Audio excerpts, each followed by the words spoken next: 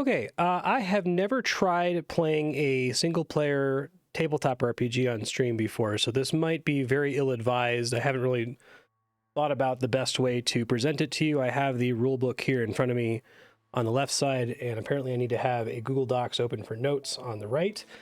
I'm open to suggestions while we do this. We can pause temporarily while I figure out the setup for it if anyone has a better idea for this. But the way this is going to work is, I guess, first of all, I've never played Thousand Year Old Vampire before. I know nothing about it. And from discussing with Tazaid, the plan is to actually read through the rules with you. I don't know if I'm going to read all of the text out loud verbatim, especially in the rules section. I might try to call out the most significant stuff. So if you want to follow along with me, look on the screen here. What is the shortcut for removing? Let's do that. It's fine. Notes. Okay. And then I'm going to use digital dice rolls in the chat so you can see in the chat what the dice rolls are. Thousand-Year-Old Vampire. I like the look of the PDF. It looks great. Tell me about your games. If you have contact methods do not work, write your letter on a piece of salted paper and hide it under a stone containing no ferrous metal. I will find it. Thousand-Year-Old Vampire. Under the Bridges of Paris. I've done a lot of tabletop games, but I've never done a solo RPG, so this is going to be interesting. Thousand-Year-Old Vampire is a solo, lonely role-playing game in which you chronicle the unlife of a vampire over the many centuries of their existence, beginning with the loss of mortality and ending with their inevitable destruction. You know, if the music balance is okay, it should be fairly audible.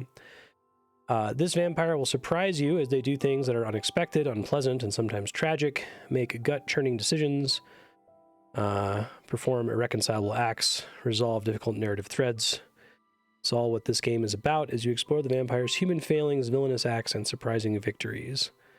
Game mechanics are simple and intuitive. Play progresses semi-randomly through the prompt section of this book. I understand I need a D6 and a D10, which I'm going to use chat for. Let me just confirm that those work really quick. Okay, looks like it works. Answer prompts to learn about your vampire's wants and needs, to learn what challenges they face, and to chart their decline into senescence. Build up a character record of memories and then lose them to the inexorable crush of time. See everyone you've loved and hated grow old and die, then turn to dust. I wonder if this is the kind of product that can only exist as a TTRPG. While playing this game, you'll encounter themes of death, selfishness, and predation. Your character may be injured, victimized, trapped, or killed. Your character will murder and victimize people of all sorts, possibly including children, animals, loved ones, marginalized people, or themselves. You might find yourself exploring themes of imperialism, colonialism, or oppression. I still have a bit of a cough, so apologies if I have to mute occasionally. Characters might engage in self-harm or drug abuse. Illness, debilitation, and body horror may come into play. Your character may have their memories altered.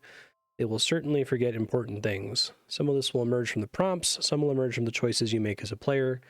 This is a personal, challenging game for mature adults. Please play hard, but stay aware of yourself and your feelings. Good thoughts about safety in solo games can be found in Appendix 3. So what is needed to play? You'll need a 10-sided die and a 6-sided die. If you lack dice, there are random number tables in Appendix 2. If you were to use those, you just have to drop a coin, point a finger, use some other method to choose a random number from the table. You need a way to record your vampire's story. Paper and pencil is fine, though it's very convenient to use a word processing document, or other digital text tool. In a quick game, you'll need a few pieces of paper to maintain a character record, but in the journaling game, you'll fill a whole diary. Okay, we'll figure out what that is. If you're brave or foolish, you can write in this book, and the space is provided. In the appendix, you'll also find multiplayer rules, safety tools to let you push yourself as hard as possible, alternate prompts, examples of play, context for the creation of the game itself. Vampire whose chronicles you will record in this game, represented by 5 different traits. Memories. Let me start writing these down here. Memories, skills, resources, characters, marks. Okay.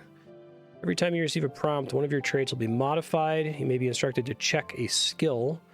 To do that, place a check mark next to that skill. So can I do emoji here? Cool. Alternately, the prompt may cause you to lose a trait, which is indicated by striking it out with a line. Okay, so I should learn.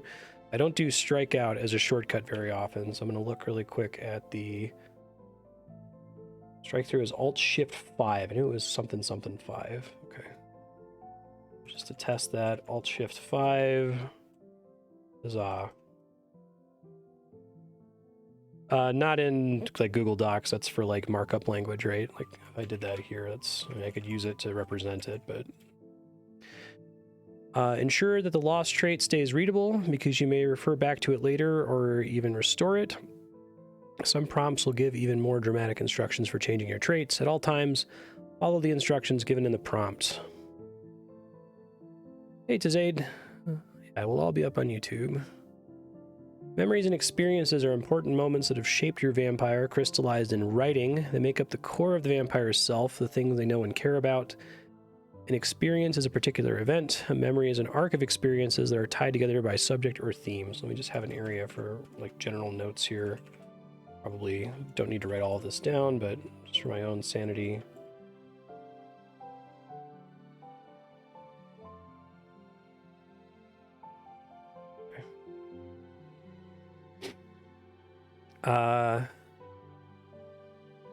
Experiences cover a particular event, but the amount of time represented by that event might vary dramatically. An experience might describe a few seconds of impactful events, or it might cover 200 years of lurking in an old castle. Almost every prompt will create an experience, and experiences eventually combine with one another to become memories. But there's only so much your vampire can remember. To reflect this limitation, there's only a finite amount of space for memories on your record sheet. Okay, that's interesting. It's kind of like there's a similar concept in I Was a Teenage Exocolonist. Old memories will be lost over the course of the game, making room for new ones. You will need to make difficult choices about which memories to preserve and which to forget. These hard decisions are the core of the game. Game terms: experience is a single sentence that describes the resolution of a prompt. Okay, got it. Memories are a collection of related experiences built up over time. So, prompt, experience, memory. Vampire begins the game with space for 5 memories, each of which can contain up to 3 experiences. Okay, so let's go. Probably shrink that a bit, but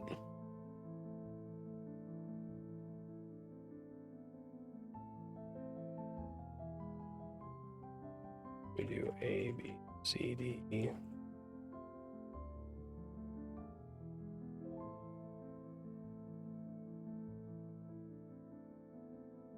Do this.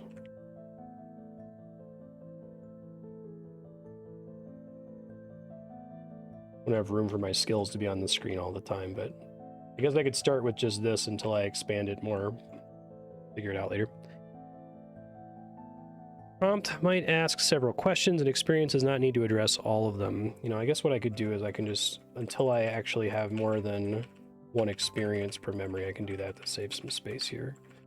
Probably make this smaller too.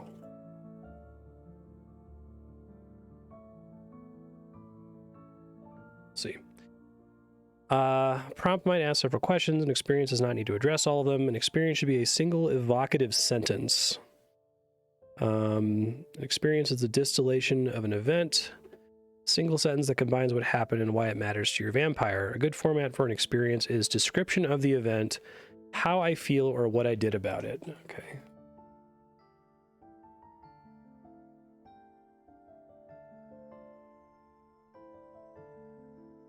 Description of event, how I feel, or what I did about it. Can add an M dash at the end to include more information. I love myself some M dashes, so sure. It'll probably end up being several pages, but I guess I'll scroll through it on stream here. Person hitting a lady in the head with a bat. Excellent. Be conscious of any traits affected by the prompt, such as characters or resources, and try to incorporate them. Write in the first person from the vampire's point of view. Vampire might have the following experience. Stalking the deserts over lonely years, I watched generations of Christian knights waste themselves on the swords of the Saracen. It's a certainty that Charles is among them. I dream of his touch as I sleep beneath the burning sand. I'm gonna be so embarrassed by this game because it's gonna reveal how little I know about history. Memories are made up of experiences. A memory is a section of the record sheet that contains up to 3 experiences. Memories are not necessarily linear or chronological. If a new experience clearly belongs within an existing memory, then you can add it to that memory. Okay.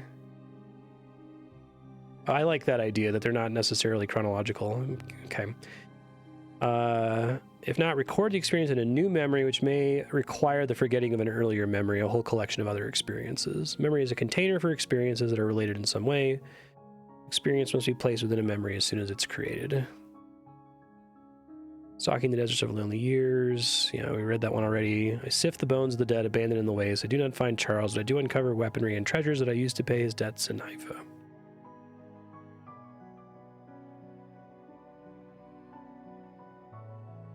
Yes, but the conceit of the game is that I'm playing as a vampire in, like, actual world history. A memory contains up to 3 experiences. Each memory should be defined by a theme, trait, or other subject that links its component experiences in an intelligible way. Whenever a new experience doesn't fit into an existing memory, place it in a new memory. Okay, yeah, we just read that. Your vampire is allowed 5 memories. Okay, this is like a summary of the stuff we just read. Got it. If you have filled all 5 memories and need to start a new one, strike out an existing one and all the experiences it contains. Forgetting things is a fundamental aspect of the game, so embrace it. Decision about which memories are lost belongs to you. It is not a decision the vampire is consciously making. Okay, unless if it says otherwise, you can pick the one you want to get rid of. Oh, instead of losing an existing memory, you can move it into a diary.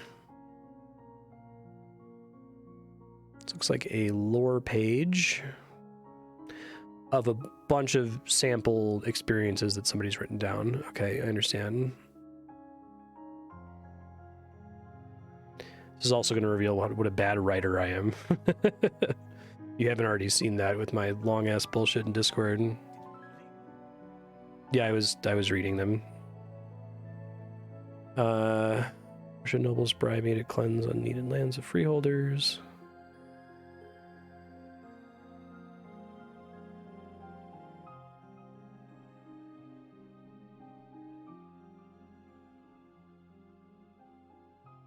Okay, a diary can hold up to 4 of your vampire's memories. Unlike memories themselves, diaries are physical objects that are added to your resource list. You may freely create a diary whenever you need to move a memory into it. Any other resource, a diary can be lost. When this happens, strike out the memories it held. Interesting. So it's like I'm guessing there's like a prompt that can destroy diaries. That's cool. Memory is placed in the diary. A memory placed in the diary is no longer in the vampire's head. It exists only in the diary, and the vampire accepts whatever is written as truth. Once memory has been transferred to a diary, you may not add any further experiences to that memory. Okay, interesting. Let me add that to my notes. Memories can be stored in a diary. Diaries can be lost. New experiences cannot be added to archived. Move a memory to your diary. Indicate that the memory is now written in the diary. You might write diary next to the memory. I can probably make like an emoji for that. Like book. Yeah, there you go. Just have like an area of copy and paste.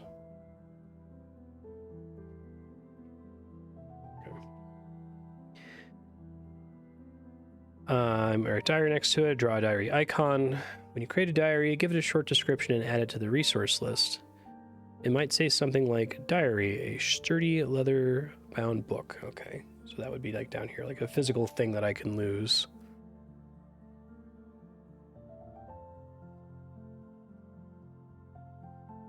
I don't know that I'm a confident enough person to play this game with an audience. I'm excited to try it out, but... Skills describe the capabilities and characteristics of your vampire. They indicate what your vampire can do and what they might do.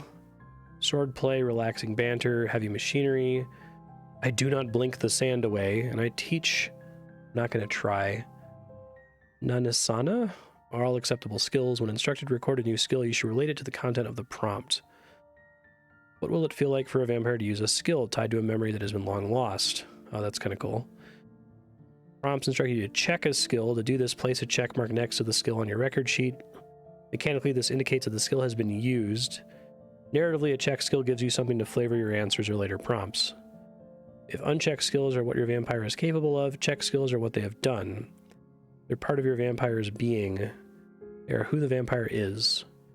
Of course, it's entirely possible that your vampire might have skills that you do not want to check. Instead of fighting this, revel in the plight of your humane vampire when they go to help a friend out of a bureaucratic jam, and find that the only skill they can check out is, or that they can check, is rage and kill. You may only check a skill once. My fear is that I'm a bad writer and I have bad knowledge of history, and it's like vulnerable to do this in public, but I'm gonna give it a shot. If you're instructed to lose a skill, strike it out. It's gone and no longer influences the way your vampire moves through the world. It's a family. It's just like Fast and the Furious, but with vampires. Resources are assets or structures like the diary, knightly equipment, tiara, a castle, an empire, a penny, a legion. Okay, got it. There will occasionally be reference made to stationary resources. These are possessions that cannot be physically hauled away with the vampire, like a castle or a cave. Okay. When a prompt instructs you to create resources, be sure to create resources that are contextually appropriate, even if this leads to resources that aren't necessarily the most exciting or useful. When a prompt causes your vampire to lose a resource, strike it out. Leave the entry legible because lost things might come back in time. Interesting. Let your resources flavor how you write your experiences. Curry your horse, ply your whip, command your submarine. Let resources figure prominently when you're made to strike them out. Don't just lose your mansion, but let it burn to the ground. Okay. Or describe a fierce legal battle over the deed. Don't limit your vampire stuff to the resources list on the record sheet when answering prompts. Of course, your rich Flemish vampire will have a fencing foil if one is needed. Of course. Just not a resource which can be spent to satisfy the mechanical needs of the game. Tools or homes or tombs are needed for narrative color. You may create them as needed, just don't write them down. Characters are the people with whom your vampire has a relationship. Each character should be named and described in a sentence fragment, such as Lawrence Hallmuller, descendant of Baron Hallmuller, or Sister Adelpho, a meddlesome nun. Okay. Add more descriptors each time you interact with them in the course of resolving a prompt. Lawrence might become Lawrence Hallmuller, descendant of Baron Hallmuller. I freed him from a Turkish prison. Got it. It makes sense to include a character when resolving a prompt. Do so even if the prompt doesn't tell you to include a character. In addition, create a new character if a prompt instructs you to include one, but none are available. Character can be mortal or immortal. You'll be told which type when you're creating a new character. Okay. Mortals are regular human beings that die with the passage of time. Immortals are supernatural beings for whom time has little meaning.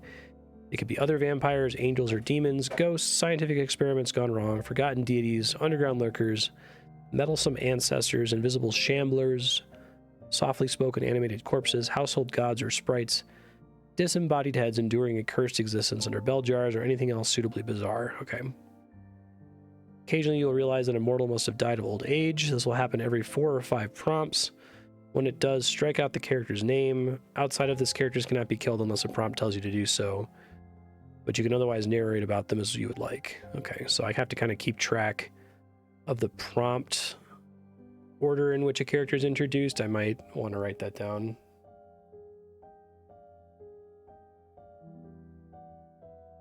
I guess it's trying to encourage you to just realize, oh, this person's been alive for a while, and then kill them at that point.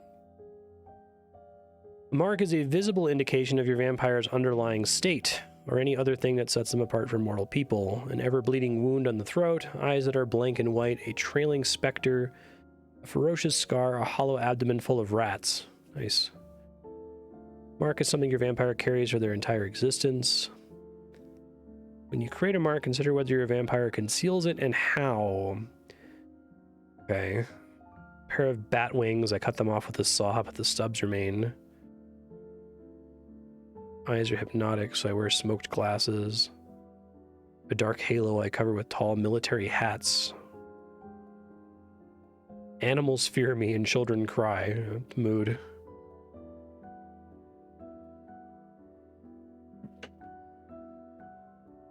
Reading through the rest of these.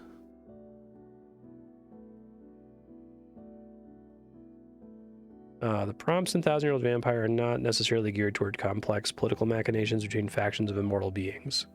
Cool. All right. Start by imagining a person in the distant past, a Roman emperor, a Mesopotamian midwife, or a French knight. This person will become your vampire. Okay, I'm going to start thinking now. There's really not any point in history where I would feel confident in knowing what the hell is going on in a 1,000-year period. So maybe I'll let myself Google stuff. Imagine when and where they were born and who they were in life. Start a memory with one experience that encapsulates their history. For instance, I am Henry, son of John, born near the Loire Valley in the 13th century of our Lord. The poor knight swindled out of my inheritance. Okay.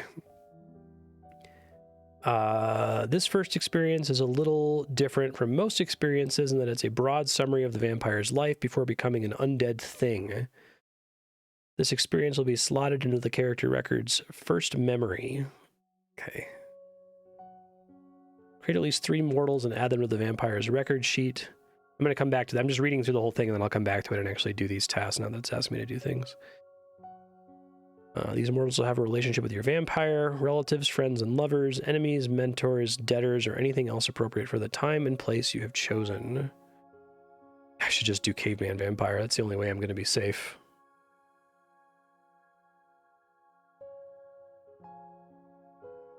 Yeah, let me, sort of like a really, like, super basic Wikipedia list of historical events.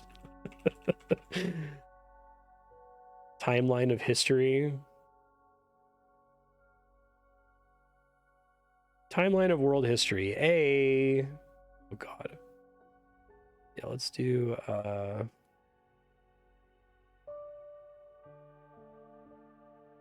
events from here. Timeline of ancient, post-classical. Okay. I have an idea of where I want to start, but I have no idea what happens after like the first 100 years from that, so.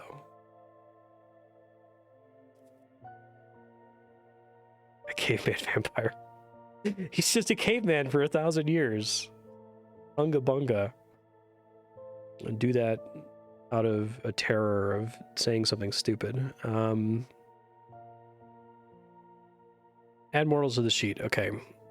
Give your vampire to be 3 skills fitting for their lot in life and 3 resources they obtained while still mortal.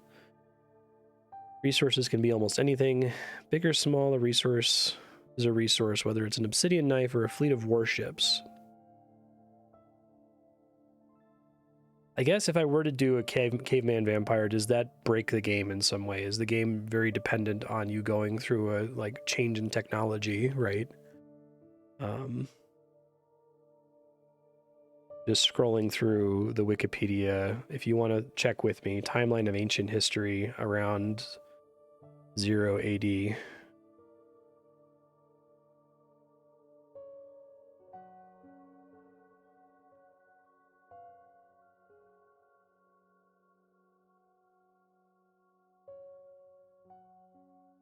Okay.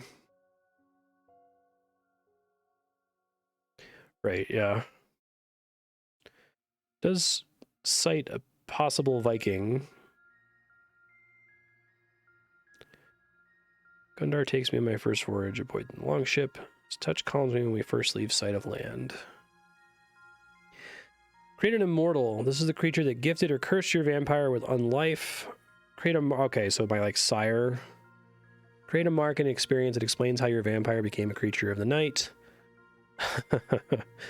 I have a fun idea for the origin here. I just don't know if I can do the rest of it after the origin. Okay. Baron Holmuller, Austrian noble and vampire. He stole the deed to my land. I duel the eerie baron across the roof of the abbey. Nearly cuts my head from my shoulders, but I do not die, which leads to the mark. My neck is permanently broken. I wear tight scarves and walk slowly to maintain my dignity. When you finish your vampire, they'll have 3 skills, 3 resources, a mark, at least 3 mortals, 1 immortal, and 1 experience in each of their 5 memories. Okay. I'm going to come back to this. I think I get the basic gist of it, though. To play 1,000-year-old vampire, you answer a series of prompts. Answer these prompts to learn about your vampire, experience their travails, and be surprised by their doings. Responding to the prompts in satisfying ways is the joy of this game. After you've played through a few times, you can find additional prompts in Appendix 1. You can answer prompts either in writing, like a journal, or just aloud to yourself. This book is designed so that you can write your responses directly into its pages if you're brave. Number your entries to keep the chronology straight. Second, looking for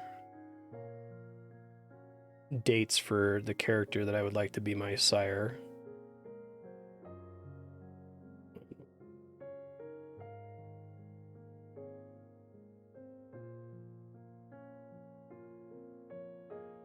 Okay, I think I have an idea. You can answer prompts either in writing, like a journal, or aloud to yourself. Number your entries to keep the chronology straight. In the process of answering prompts, you create, lose, and alter your vampire's traits as instructed. Every time you answer a prompt, you must create an experience and add it to a memory unless instructed otherwise. Roll your d10 and d6 and subtract the results of the d6 from the d10. That seems really important. Roll d10 plus minus d6. The result is positive. Positive, go forward that many pages. Negative, go back. 0, same prompt. Just imagine you answered prompt 11. I roll a 7 on the d10 and a 4 on the 6, which means that I move forward 3 and end up at prompt 14. If I rolled 4 on both dice, I would answer prompt 11 again. You'll notice that prompts have second and third entries. They are encountered the second and third times you land on the same prompt. You land on a prompt and have already responded to all the entries. Move along to the next prompt. Got it. Okay. You're instructed to check a skill, but have no unchecked skills available. Lose a resource instead. You can't lose a resource when instructed to do so. Check a skill. Okay. When either of these substitutions occur, it indicates that things have gone very badly for your vampire. Narrate the worst possible outcome. Only skills and resources may be substituted for each other. You may not choose to lose characters, memories, or marks in place of a skill or resource. Must lose a skill or resource and you have none. Your game is over. Narrate your character's demise using the prompt for inspiration. Okay, so the game ends. Game ends when you would lose a skill or resource and have neither. Presumably you go back to page 1 and do page 1 again. Game ends if you're unable to check or lose a skill or resource when required to do so, or if a prompt tells you that the game has ended. Okay. Cool picture. I don't know what the rules of vampires are in this universe. I get to determine that. It mentioned earlier all the different kinds of monsters, like angels and demigods and like experiment creatures. So I guess I can determine my own vampire lore. There are 2 ways to play 1,000-year-old vampire: as a quick game or a journaling game. In a quick game, answer the prompts entirely in the memory area of your character record. This method is fast and satisfying and gives you greater flexibility. In the journaling game, you keep a diary, answer the prompts in writing, dedicating a short paragraph or so to each question. That's cool, but I'm probably not going to do that because I'm already a little self-conscious and anxious about like being creative. In the case of any contradictions or complications, your memories and experiences take precedence over the detail of your journal entries in the journaling game. See, it's interesting. I don't think I would feel weird if I was like in a game where someone else was the dungeon master, or I were the dungeon master and there were other players to like kind of randomize the creativity a bit. But when I'm in charge of both, it's a little intimidating. As you play, you'll come to understand the aspects of the story that may not have been clear earlier on. You can modify or ignore earlier journal entries if needed, but you may never modify memories unless instructed to do so by a prompt. Okay. It's fine, I'm not going to do the journal anyway. Answer prompts in a way that feels natural. Never force things. If relationships between existing traits or past events relate to a prompt, work them in. You don't need to answer every question in the prompt. Prompts will often combine to tell stories. It's going to be fun to do it live, though. I'll make it work. The helpful character was introduced in one prompt, and the following prompt has the vampire acquire a new resource, find the relationship between them. I really like the rules. Like, the concept is very, very cool, and I can understand like what they're going for with it.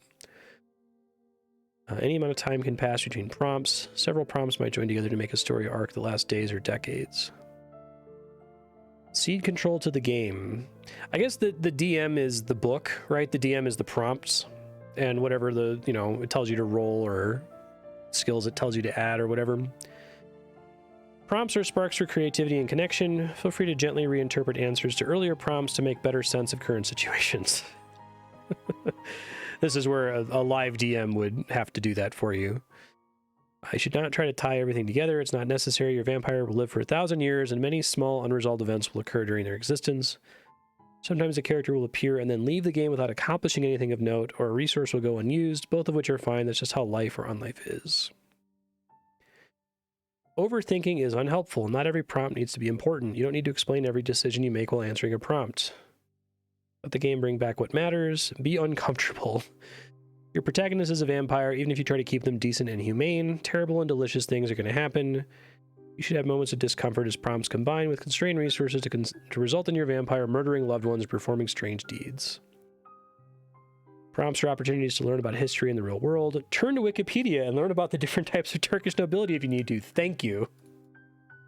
Yes. Let me see. Can I will switch to Wikipedia. Well, the way I'm currently capturing this is not ideal for doing that. I guess I could just narrate from Wikipedia when I go to find it, or I could copy and paste the relevant text into my notes over here so y'all can read along with me. I'll just do that. I think that should be fine. Let me make sure that section at the end is like very small font then. Thank you, Wikipedia, for making this game possible.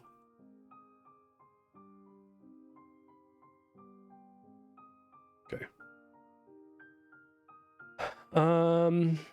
Yeah, the game will wait. This game is about... Okay, so that's reassuring to be like, take your time to research stuff and learn about what happened. Okay, I'm cool with that. Maybe I can ask chat in case anyone in chat knows. This game is about the grind of centuries. Your vampire will lose their very memories with the passage of years and must pursue continuous reinvention to keep up with the evolution of society around them. Time is loose. Imagine its progression as you like. Think about historical events and work them in when it feels right. World wars and political upheavals are hugely important events, even for vampires. Consider the first 7 or 8 prompts you answer to be the first busy years after your character becomes a vampire. Everyone they know is still alive, and the world is still the world of their mortal life. Their final experiences might not take place until the early 21st century. That's what you really should do. You should make somebody who becomes a vampire now, and then you have to make up the next 1,000 years of the future. And then climate change destroys their life, the end. Don't fret about specific years. Do watch for obvious breaks in the timeline. A series of prompts might interrelate to tell a small story, only for something to interrupt that story. Take the opportunity to jump a few decades ahead. If you reach a game-ending prompt and it's only the 15th century, that's fine too. All right, to review. This seems like an important thing to track. Start counting at prompt 1, subtract a d6 from a d10. Positive moves you forward, negative moves you back. You may not move backwards past prompt 1, just encounter 1 again. That's what I thought. 0 keeps you on the same prompt. You land on a prompt, resolve the first entry at the top of the page. If you land on a prompt again, you resolve the next entry for that prompt. So I probably need to track which prompts I've seen. I'm sure I'll remember, but let me hear. Prompts encountered.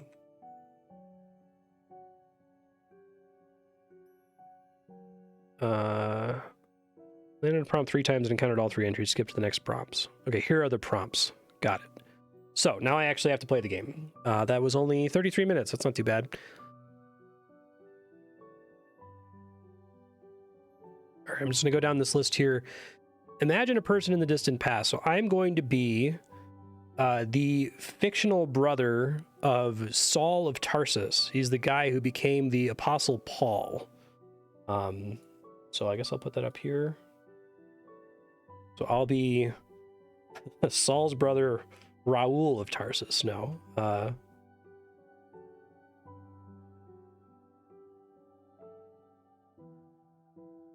look up. I'm actually going to start Googling things right now.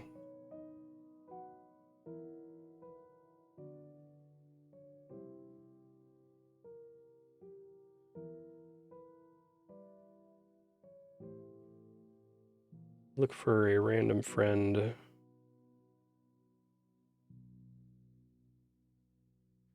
Bible reveals little about Paul's family. Pharisee born of Pharisees.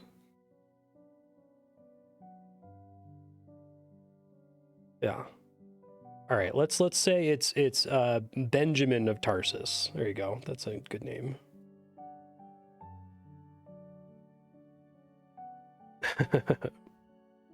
Yeah, I've got Wikipedia pulled up over here. Thank you, though. Benjamin of Tarsus, brother of Saul of Tarsus, was accompanying Saul on his road to Damascus. I'm just going to say this out loud, and I'll start writing it down in a second. When the horrible thing happened where Saul was blinded by the light, revved up like a deuce, another runner in the night. And then I was like, oh gosh, I got to help my brother Saul. You know, he's a Pharisee. He's got to go stone some Christians. So we went to the town of Damascus, and we met this guy, Ananias, who I'm going to put down as a character here. I'll probably put Saul as a character as well. Saul of Tarsus is way smaller.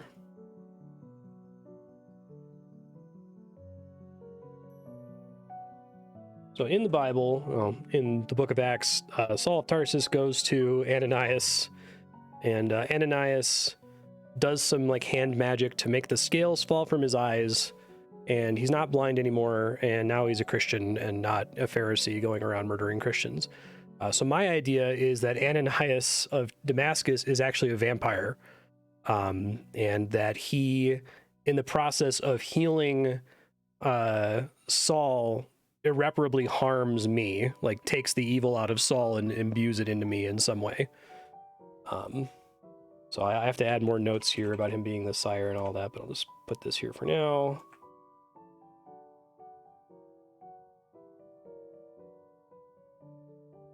All right, so let me read through this again now that I know I have to write stuff down.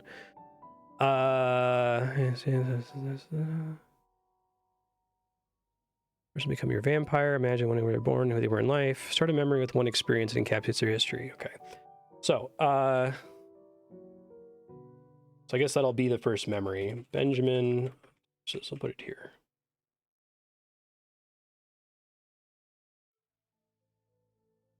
I am Benjamin, brother of the Apostle Paul. Born, where was Saul of Tarsus born? Probably Tarsus, right? Born in Tarsus, and I think we said Saul is like 60 AD. Is that right?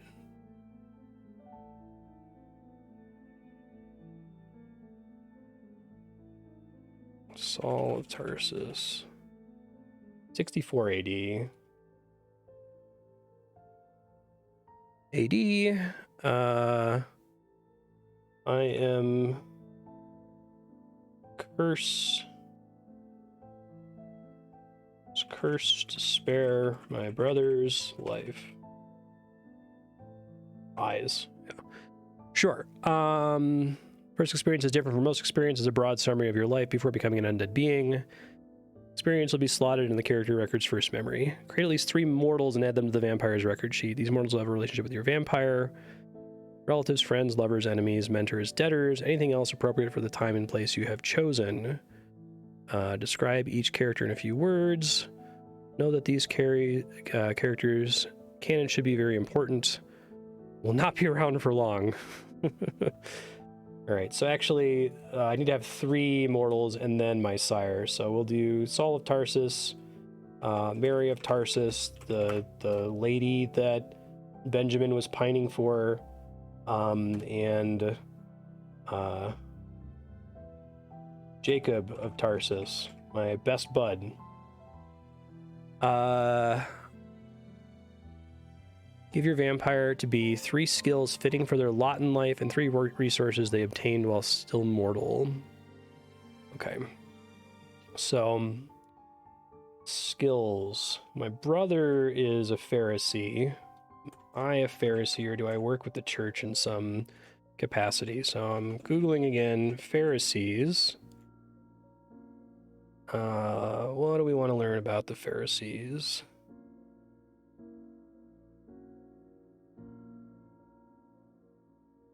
I'm just scrolling through the Wikipedia article on Pharisee. If I find something interesting, I'll pause and copy and paste it into the document here so you can read along with me.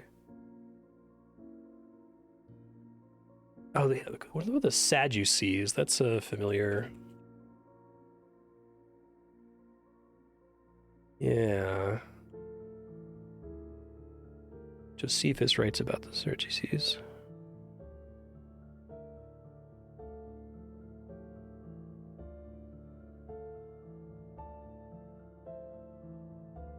Well, Paul would be, but not necessarily his brother. His brother could just be like, you know, a rando. He could be like a day laborer.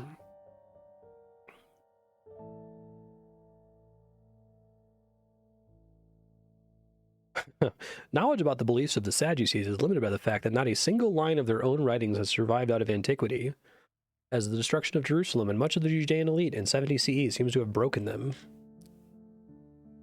Extant writings on the Sadducees are often from sources hostile to them. Josephus was a rival Pharisee, Christian records were generally not sympathetic, and the rabbinic tradition, descended from the Pharisees, is uniformly hostile.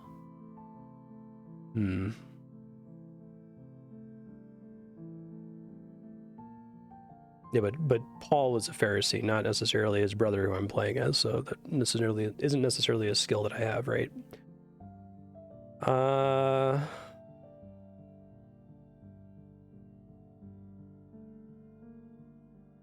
They're like adjuncts to the church. Second Temple Judaism.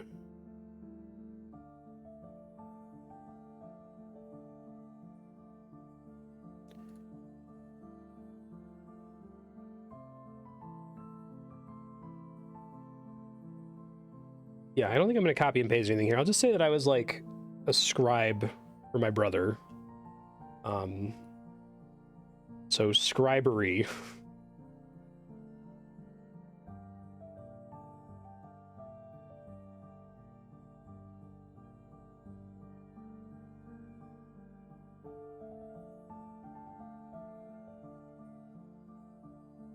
Do this in Middle Earth or Faerun. Yeah. Okay. And I have to come up with 2 other skills, so probably can...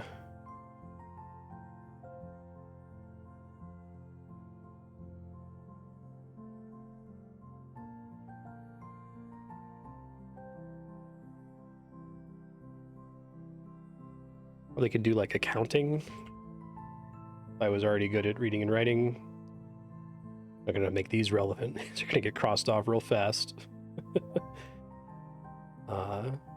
One of the main reasons you wanted to write early on is for accounting.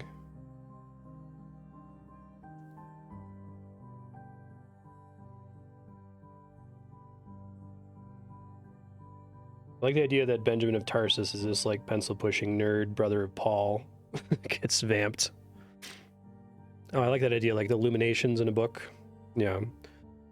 The illuminations came way later with like Christian monks, but I imagine people still like to draw, right? So how about fancy drawings?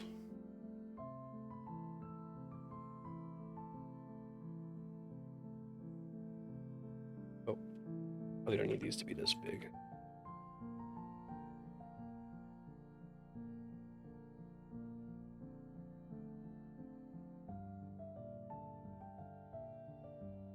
I'm just going to delete the other memories for now. I can type them in when they become relevant, because right now I just want to have as much on the screen as possible. Okay.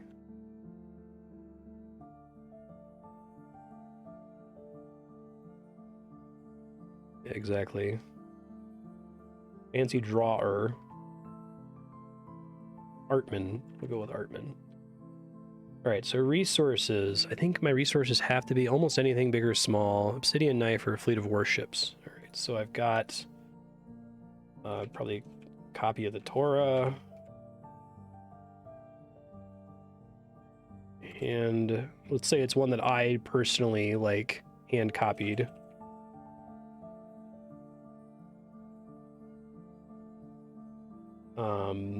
I've got a detailed ledger of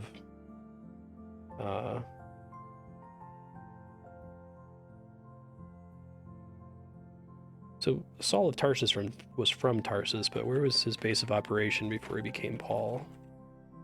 Yeah, I know that he became Paul in Damascus, but early life, Roman citizen by birth. Maybe he did actually spend a lot of time in Tarsus. He got his education in Jerusalem.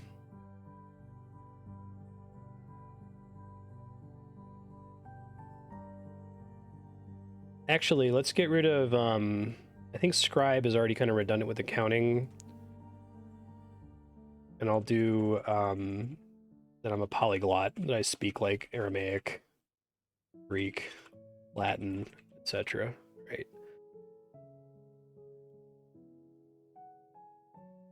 That seems appropriate for a vampire, right?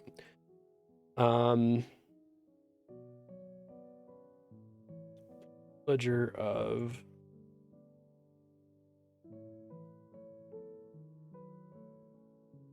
rich men's holdings in Jerusalem, and about scribery, a word.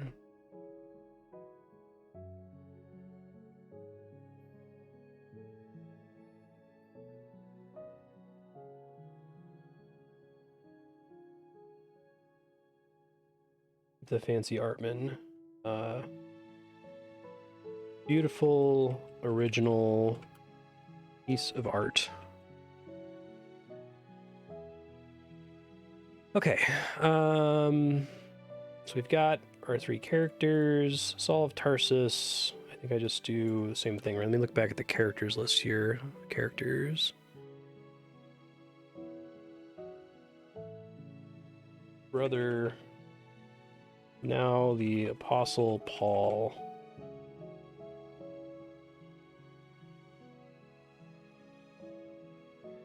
Betrothed to Jacob. There you go. There's your vampire shit, right? Best friend.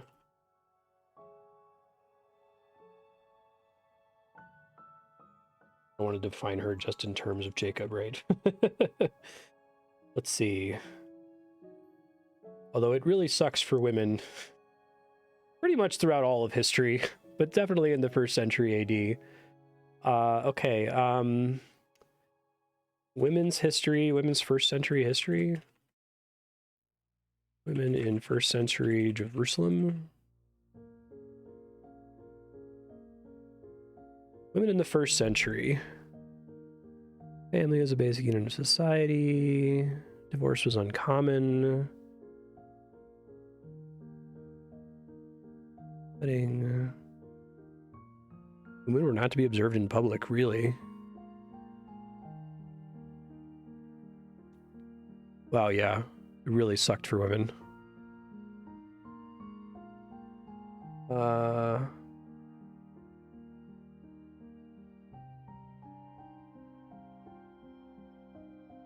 The hack thing to do is to like make her dad a carpenter or something, and then she knows a little carpentry on the side or something. Why not? Let's go hack. Carpentry fanatic.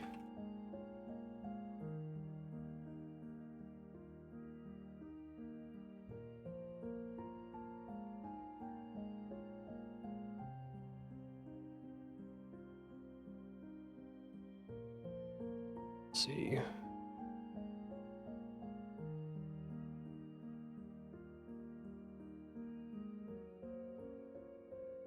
Hoping to... did the Roman army, I assume the Roman army allowed, like, everybody from the Empire, right? Who was allowed in the Roman army? Only men, legionnaires, and auxiliaries. Legionary had to be over 17 years old and a Roman citizen, which we would be. So, aspires to become a Roman legionary. Aspires to be a Roman adventurer's kit. A grappling hook, right, Ramadan? I don't think this is this kind of game.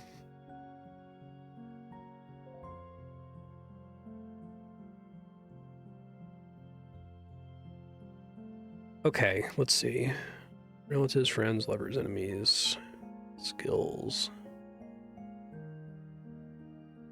Create 3 more experiences with 1 experience each being entered into a separate memory. Each of these experiences should combine 2 of your vampire's traits.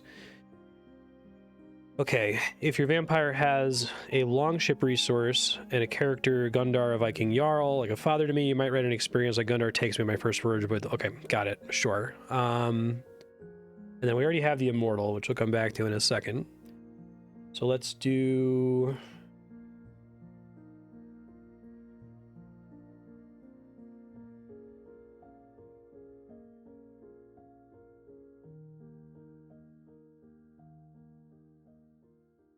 B, C, right? So there's like...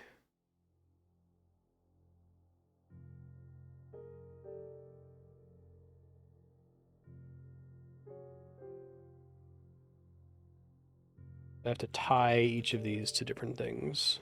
Probably scribe to hand-copied Torah.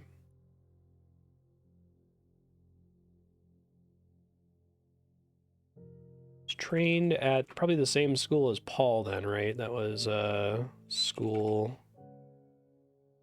Gamaliel.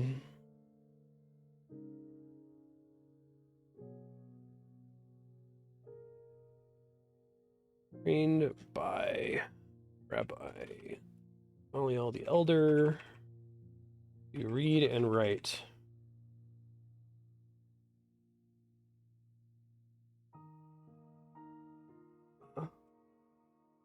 My most prized possession is my hand-made copy of the...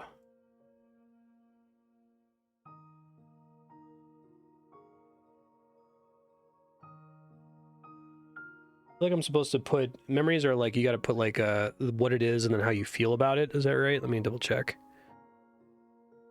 Put a note for that down here. I deleted it, that's right. Okay, hold on. Experience. Description of the event, how I feel or what I did about it. Okay.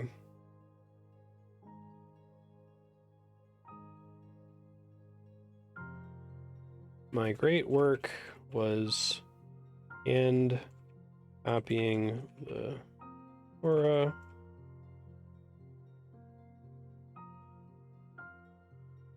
It is my most prized possession. And I think I can change that back to a 1. Can I, like, change the indent on that without... I think I have to do this, don't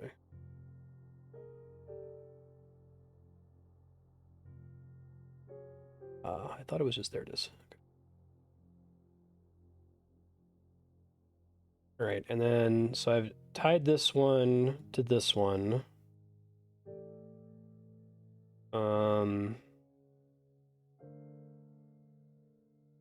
Let's do polyglot to the ledger. Let's not do Jerusalem then, because if the whole idea is that I'm tying language to handling people's ledgers, then it should be like people in the capital or something. All right, so finances in ancient Rome. Like, I guess let's read about Roman finance. Thank you, Wikipedia. I'm not a financier. I just did like the accounting. It seems like a natural thing that someone's able to read and write might also do. That's why you get money lenders in the temples that Jesus gets all pissed off about.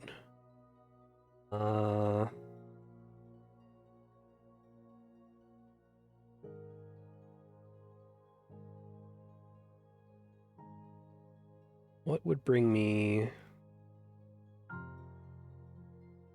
a 1st century praetor, maybe? List of 1st century praetors.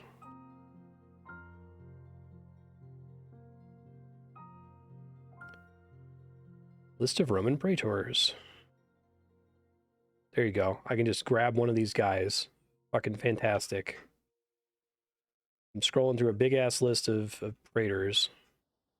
That stops at 0 AD. No. Do we ditch? Did praetors stop existing?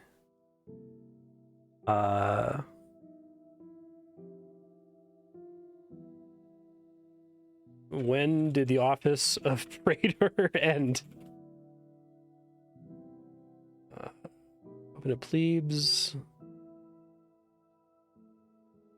Son of name one listed, exactly.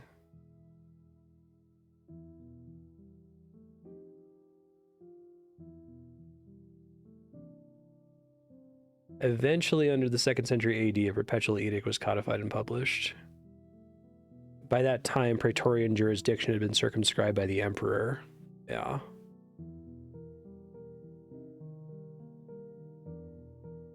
He did.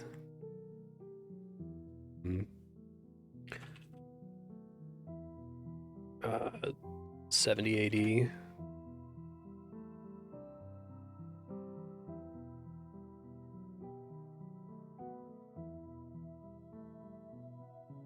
Consul.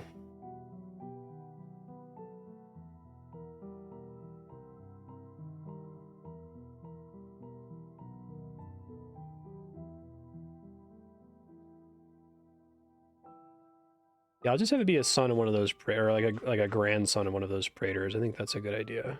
Smart.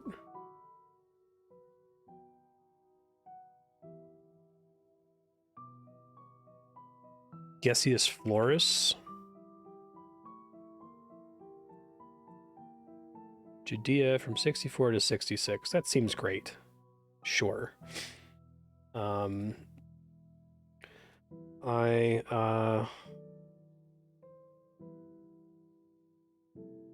Manage the ledger of the procurator of Judea, Gessius Florus.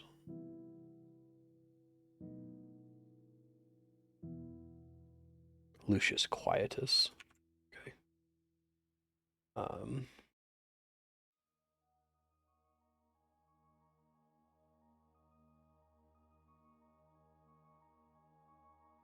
His extended family.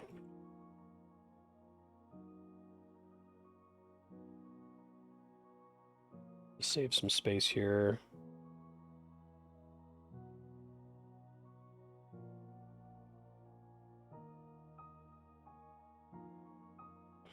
Gessius Florus. I need to count skills to resources. Do I also need to do it to characters? Let me go back to where I was here. Hold on. Might be a thing I'm missing here, right? Okay, so if I were to do that, then I'd want him to be on my list, right? I guess that's fine. I'm probably not going to deal with him directly at all in the story, so it's not a big deal.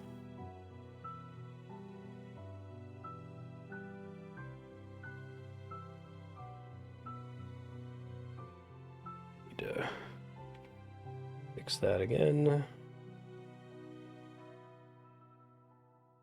Florus's extended family employs me to take stock of their holdings, I guess. I despise the man, but need the money. There you go. Cool. All right. There we go. I'm guessing all of these are going to get deleted right away. All right. Lastly, create an immortal. This is the creature that gifted or cursed your vampire with unlife. Create a mark and an experience that explain how your vampire became a creature of the night.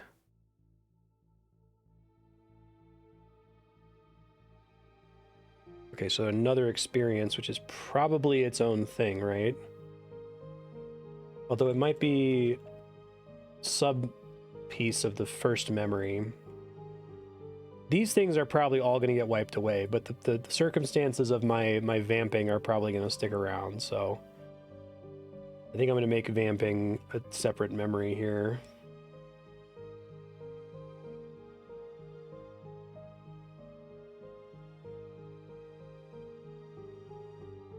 Oh, it doesn't say the proconsul, this is pure procurator. Is that a different thing? If you look up Gaseous Floris on Wikipedia.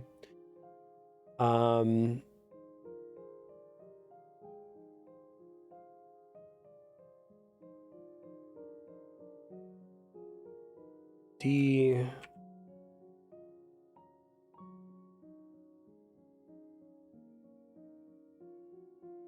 I'm gonna move this I was cursed thing over here.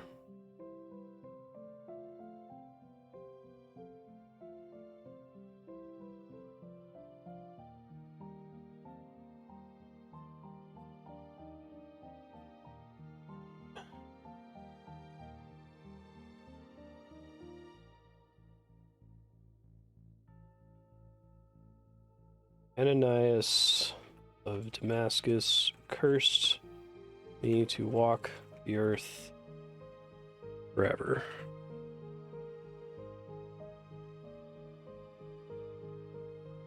Oh, okay, so you think Wikipedia is just like got a typo there? I can change it.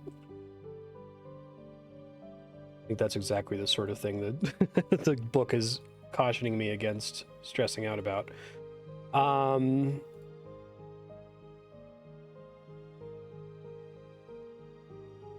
To heal my brother, his curse was sent into me.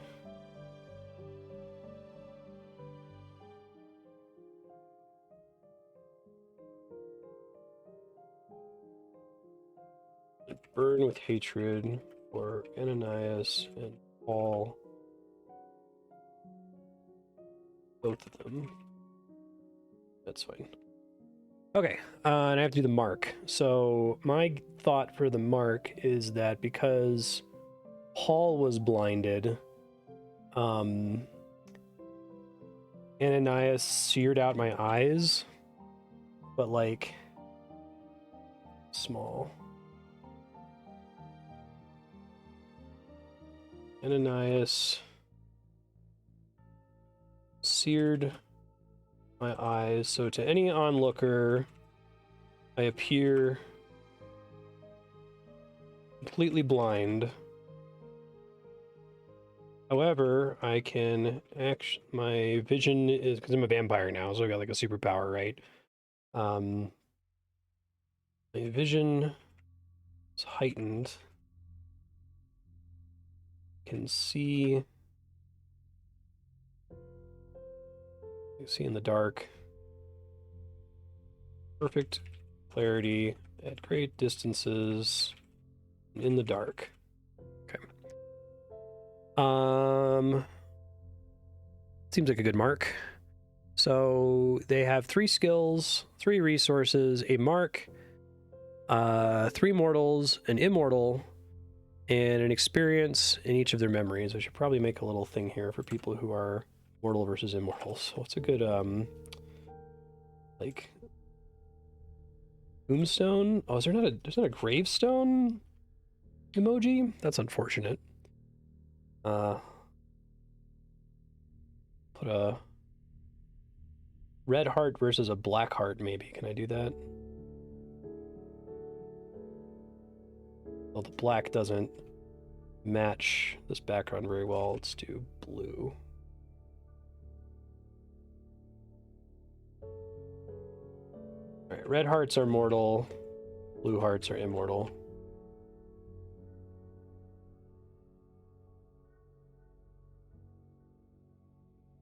Sweet. This all can probably be significantly smaller. Save some space here so y'all can still see it. I think it's time to play. Playing the game. Yep. All right. So start counting at prompt 1 on the next page. So I don't actually do prompt 1 unless if I get a 0 here. It's my read of that. Do the D6 and the D10. Probably make a custom roll for this, but that's okay.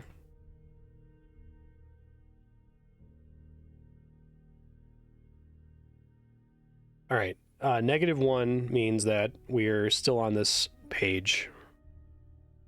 We start here. In your blood hunger, you destroy someone close to you. Kill a mortal character. Create a mortal if none are available. Take the skill Bloodthirsty. Okay, well, I can do that.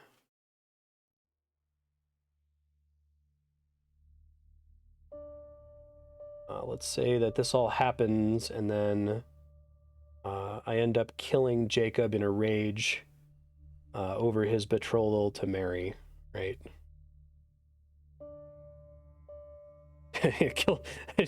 I like the idea of changing history, but then if I change history that much, if I kill Saul of Tarsus that early, then I have to like come up with this crazy alternate history for like what happens to Christianity without Paul there to fuck it all up.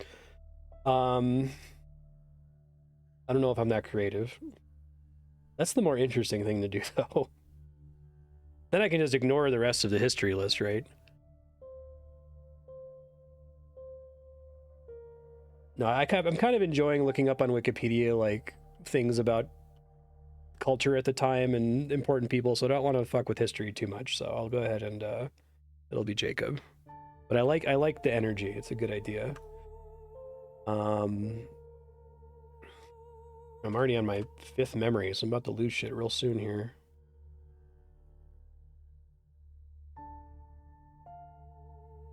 I murdered my best friend. Let me get all these on one line. Yeah.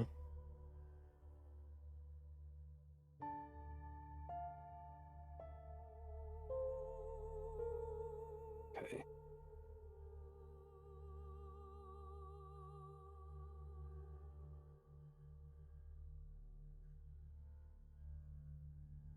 After returning home with my brother, I slaughtered Jacob in a jealous rage. There we go. I got bloodthirsty. Okay, so then I think we just keep going, right? Like, after that, we do it again. Only took like an hour to do the setup. That's not too bad. 9. Okay, so that means we go to page 10. Oh, let me write down the prompts here, too. So we did prompts encountered 1A. Let's... All right. The stars pinwheel above you in the night. The seasons are a blur. You are as an automaton, unconscious of the passage of decades. A century passes. Strike out all mortal characters. Excellent. All right. What a thing to roll into there. So I'm probably going to strike out the whole ledger of the Judean proconsul. I'll just move that down. Archive.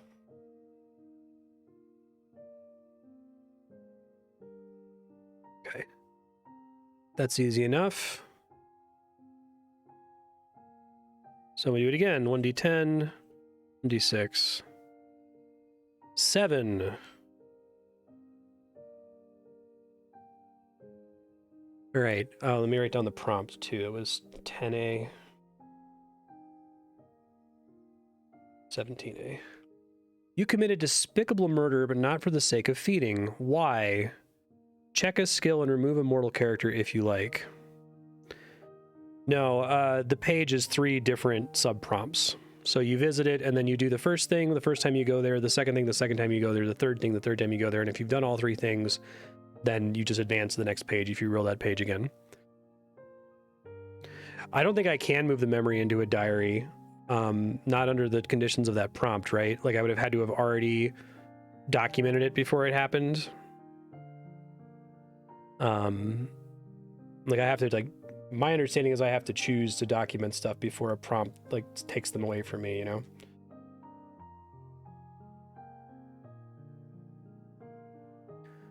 Okay, check a skill, remove a mortal character. Why did I do it? Not to feed. All right, so we're already in like 160 AD. Where's my history of the universe? Timeline of world history. What's going on in like 160 AD? Ancient history. All right, 160 AD. Marcus Aurelius becomes emperor of the Roman Empire. Perfect. Okay. What do we want to do about Marcus Aurelius?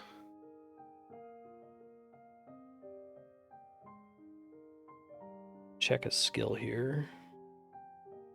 I got a good one actually. Let's place this with check this one. Skills. So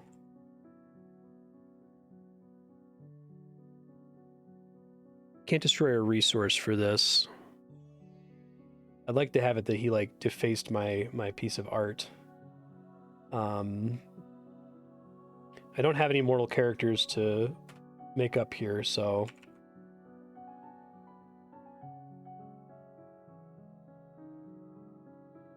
C D. All right.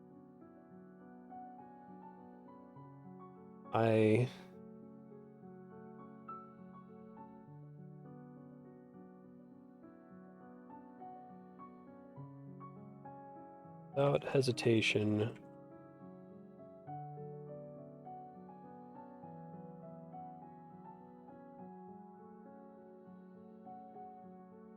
Let's change this to I am a murderer. And I'll put it under this one instead of making a new thing for it, because I think it's the same idea. Let's see.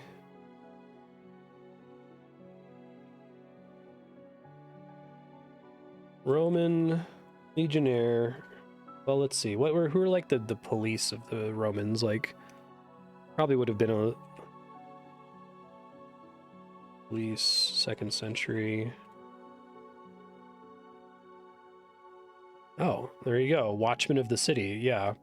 Roman watchman confiscated my belongings.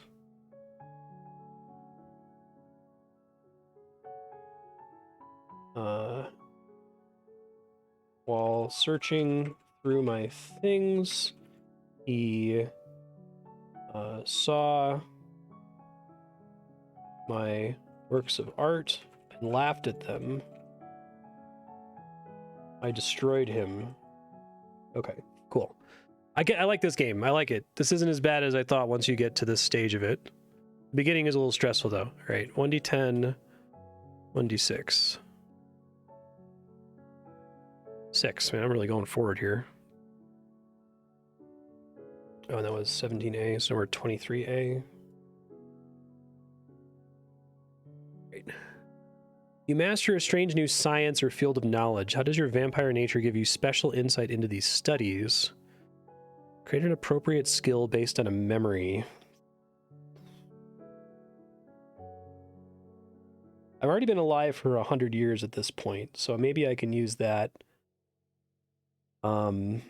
Maybe I like come up with something that somebody comes up with later on in history, but I come up with it earlier because I've had so much time to study it personally.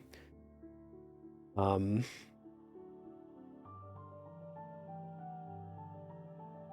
not something obvious like inventing the printing press early or something and just having it for myself. What is a new science or field of knowledge? I suppose that's maybe acceptable.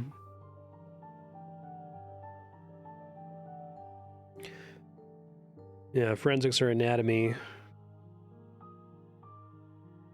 I only murdered 2 people, and I doubt that I spent too much time.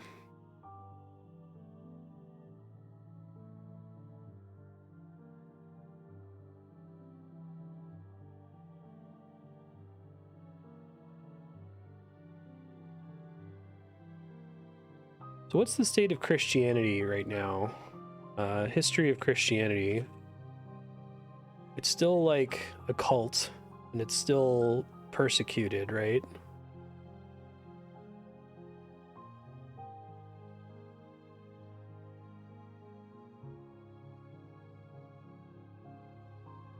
Bishop Soder writes that the number of Christians has surpassed the number of Hebrews or Jews. Interesting.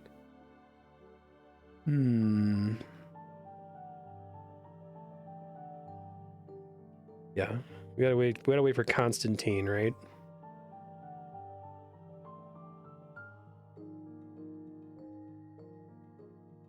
I guess Gnosticism was like a big thing in this window, right? Because this is before the Council of Nicaea, so we haven't landed on a canon yet. So people have these fucking weird ass ideas about like Barbello and seriously, read what is it? Andrea, what was that Gnostic gospel you're reading about? Was it the Apocryphon of John? Secret Apocryphon of John?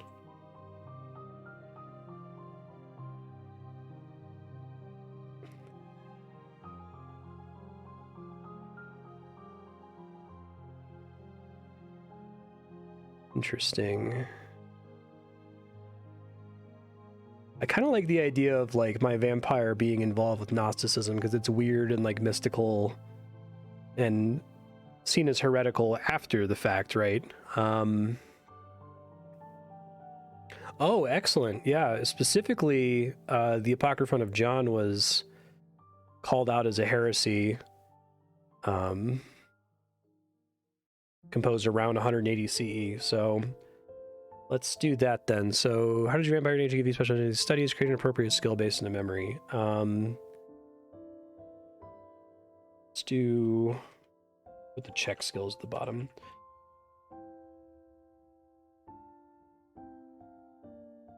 Spreader of Gnosticism.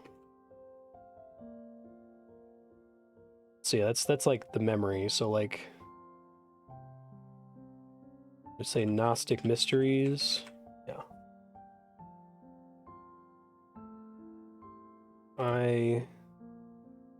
In my hatred of brother, well, I'll put that as the feeling. I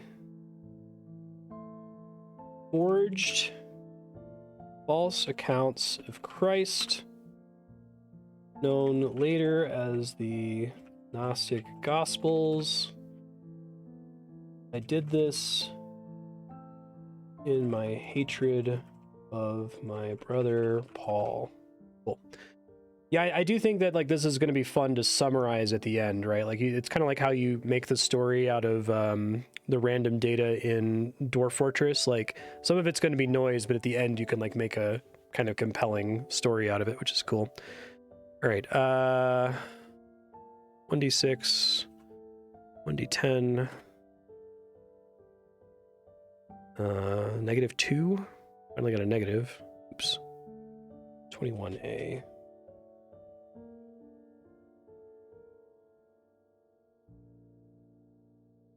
Trapped outside when the sun rises and takes shelter someplace you're not supposed to be. A child discovers and befriends you. Create a mortal child character and record a humanizing experience. Okay. Fun.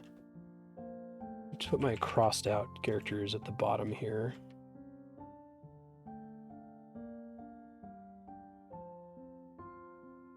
This is a mortal. Let's do child.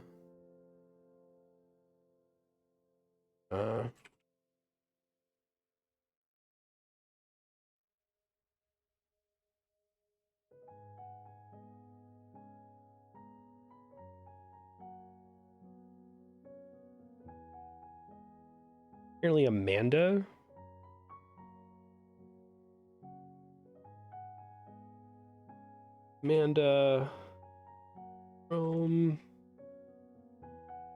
Child. Found me someplace I wasn't supposed to be. Okay. I'm gonna end up killing this kid. Child.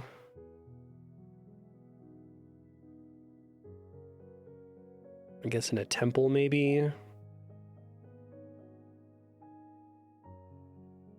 Well, I guess a temple's maybe not a place that I'm completely not allowed to be. Maybe like the storeroom of like a bakery or something. Daughter of baker. Found me hiding in the storeroom. Yeah, she's super fucking dead.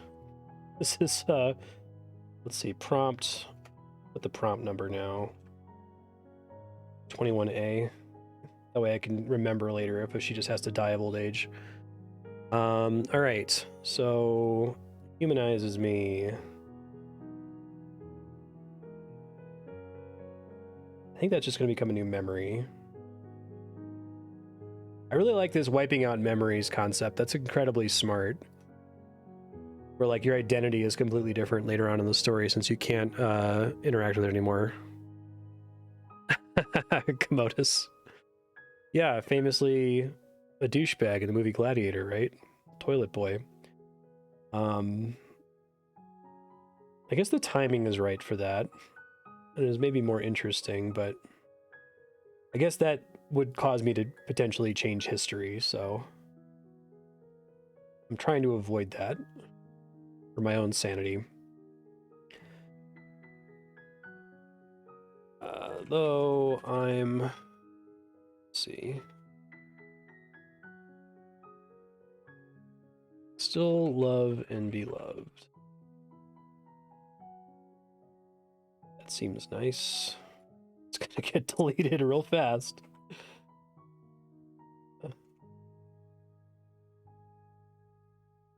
I had to flee the sun and take shelter in Baker's storeroom, where I was discovered by his Baker's daughter, Amanda, who took pity on me.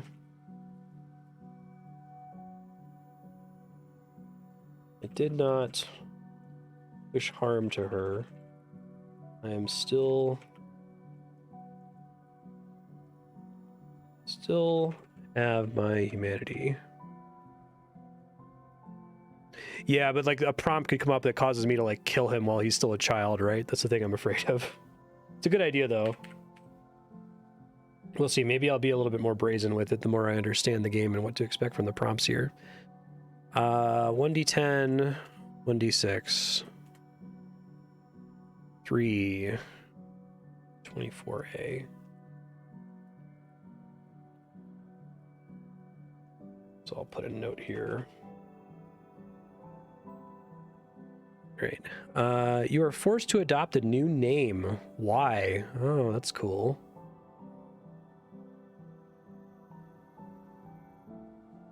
I guess that maybe wipes this out at the top, right? Guess I'll keep it. It's not changing my identity.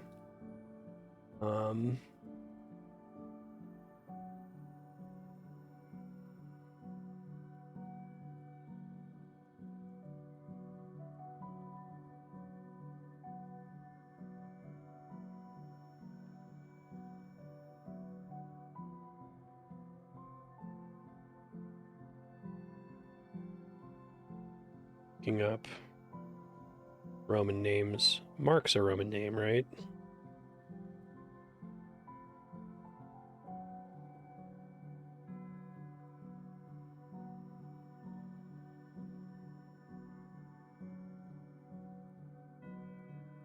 I'll just do Roman name generator for this. I'll use Six Gun suggestion. You still there, Six Gun? Sorry if I lost you earlier.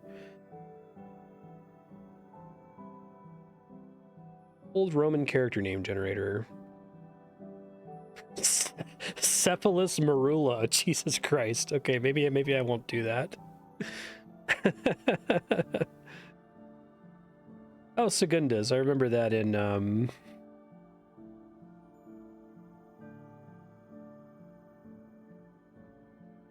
I am Gundus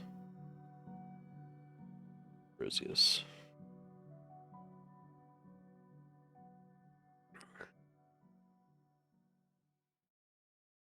let's say people started to...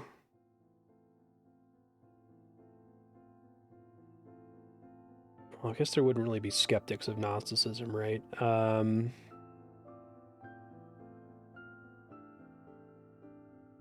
right, let's just do the obvious thing. So, like, to avoid persecution, right? My relationship to the Apostle Paul placed me at risk persecution by the Romans. So, I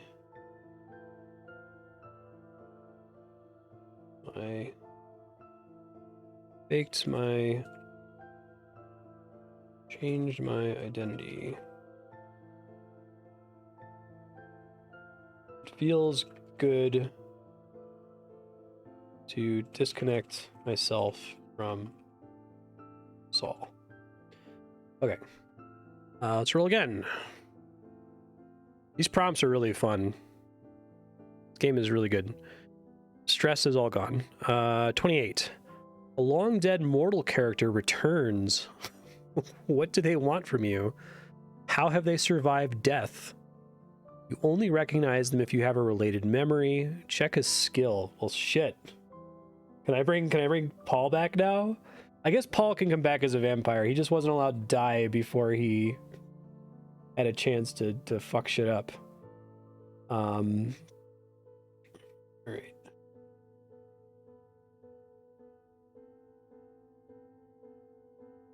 I think it makes the most narrative sense for it to be Paul who comes back, right? Because Ananias is already a vampire who did some weird supernatural shit to him. Maybe he never died in the first place.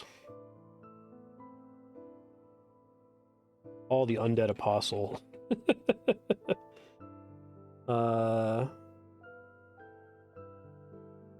Brother. Yeah, I kind of see him less as a vampire and more like, what is it, Longinus, cursed to walk the earth, the guy with the spear who pierced Christ's side. I guess you'd think of him as a vampire in this setting. It's not like he's literally a zombie. Let me think. It says you can do angels and stuff, but I kind of like the idea if he just kind of has a similar curse.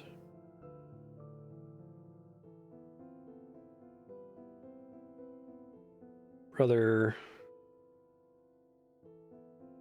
turned from the dead.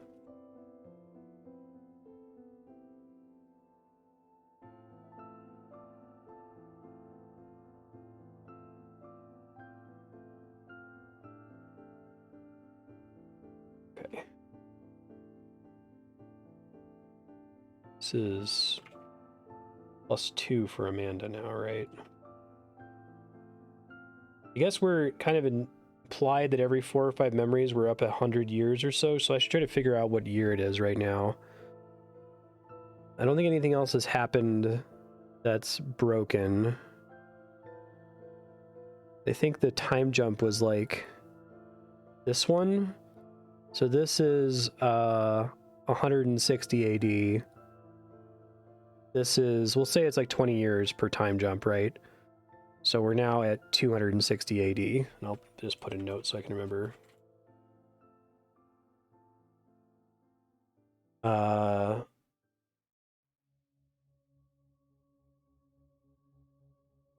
So we put that here, right? Because this is my...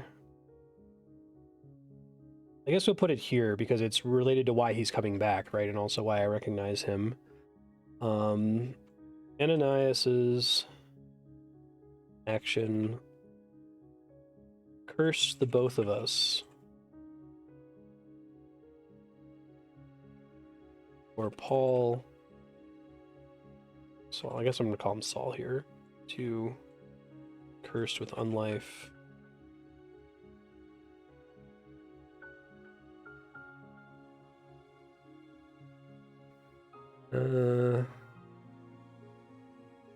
He came to me in Because he's like, his resurrection is like a mockery of Christ's resurrection, right? And like that's freaking him out. I really don't get the sense that Paul was a true believer. Well, it's a fucked up thing to say. Paul is definitely a true believer, but I just hate Paul. He's the worst. Was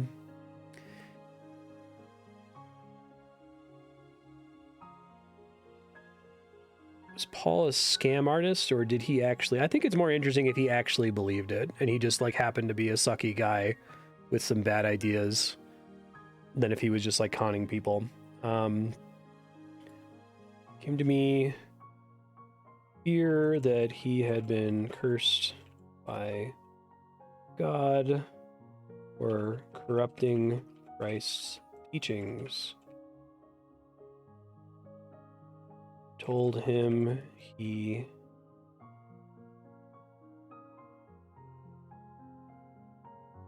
we've already established that I hate him, so threw him out of my house, told him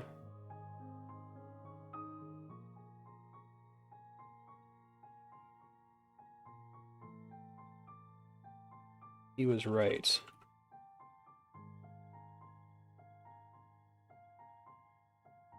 He was being punished by God. It felt good to lie to him. Okay, cool. Oh, already? The kid I met? She's supposed to die in 5 time steps. Because that was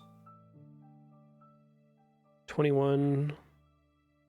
We had 24A, adopted a new name. 21A, a child met disease. Yeah, so she hasn't died yet, but she will die automatically in 3 more time steps if another thing doesn't force it to happen. All right, and I have to check a skill.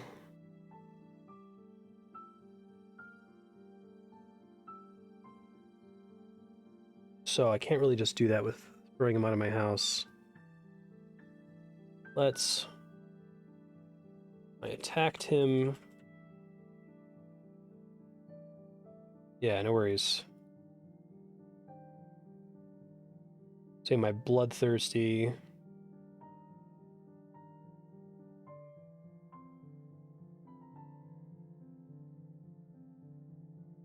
I attempted to kill him, but could not. So I threw him out of my house, right? Because I have to use the skill in some way. So that was my bloodthirsty usage. All right. 1d10, 1d6. All right, -2, 26A. I think this is working better than I thought. Are you guys able to read the stuff I'm typing and all that? Is that working okay? You accidentally create a vampire through sloppy feeding. Create an immortal character from an existing mortal character. Why do you not destroy them? Check a skill. Interesting. Okay. So we're in like 280 AD. Look at that timeline of history here.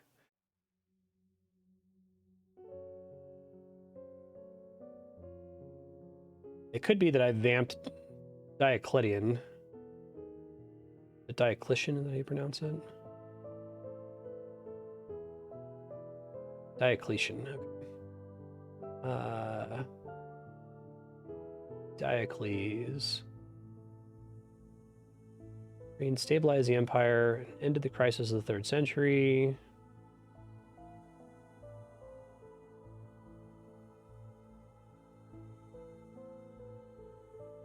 Under the Tetrarchy, each tetrarch ruled over a quarter division of the empire.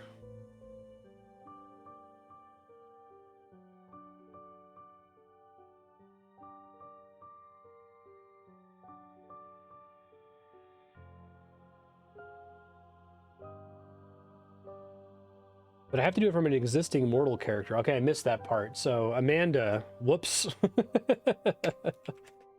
Well, shit. That simplifies things.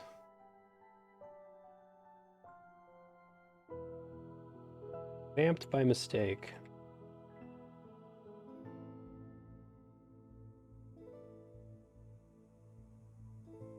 right. Well, so much for I can still love and be loved.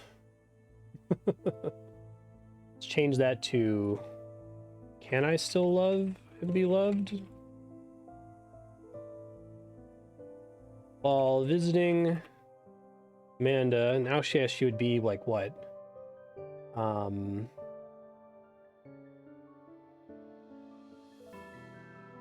It's 21A. So 1, 2, 3.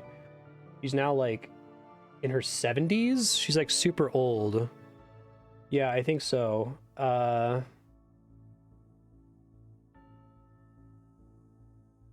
Sloppy feeding. Who had become my confidant. She confided in me that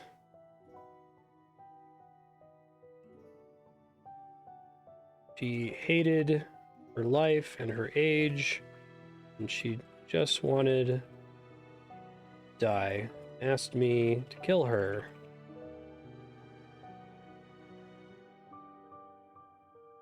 I comply. It does say you don't have to take the prompt super literally, like if the story is better than the prompt. So I think I'm going to do that rather than it being a sloppy feeding. I'm going to do like a thing where like I do kind of a cruel thing where she wants me to kill her, but instead of killing her, I make her immortal, except now she's like this immortal old lady and she hates me even more.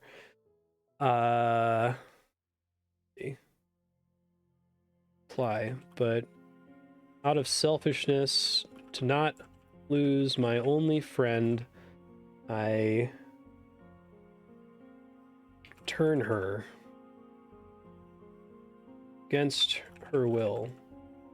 He hates me for this. And I have not seen her for years. I don't have a skill that I can relate to that. Typo there, whoops.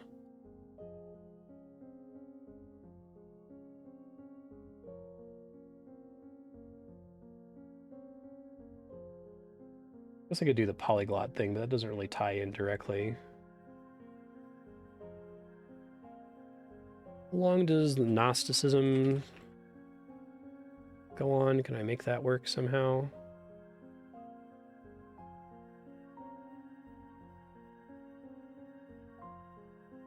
I do history of Gnosticism. History, characteristics, Sophia, historical Jesus. Okay, Gnosticism is continuing into the Middle Ages. So I could pick a character and be like, can base that character on her, right? Let's see. Sophia.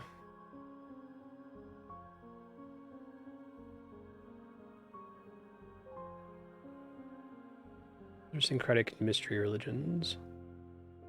In Gnosticism, Sophia is a feminine figure analogous to the human soul, but also simultaneously one of the feminine aspects of God. Gnostics held that she was the syzygy, which is a great word, y'all. The female divine twin aeon of Jesus, i.e. the bride of Christ, and the Holy Spirit of the Trinity. Lowest aeon. Yeah, let's do that. I like that.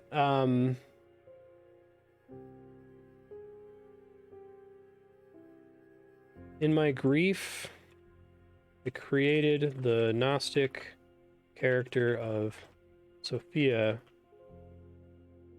based upon her. All right, let's roll. She hates me and she's gone. 3 pages. 2, 3, 29A. My experiences are getting a little too long here. You're exposed as a monster and flee to a far-off land. Lose any stationary resources, of which I have none? Yeah, okay. You do not know the language of this new place. How do you overcome this obstacle? Well, I'm a polyglot. All right, so it's probably somewhere that I don't already know the language. So where would I go to? Somewhere that is like on the timeline of history. Like it would be cool to go to like Ethiopia or something. Like what's going on in Ethiopia?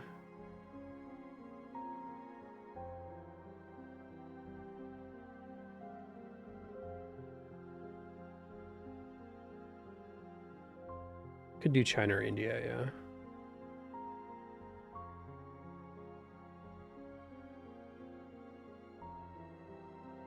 Yeah, Ethiopia.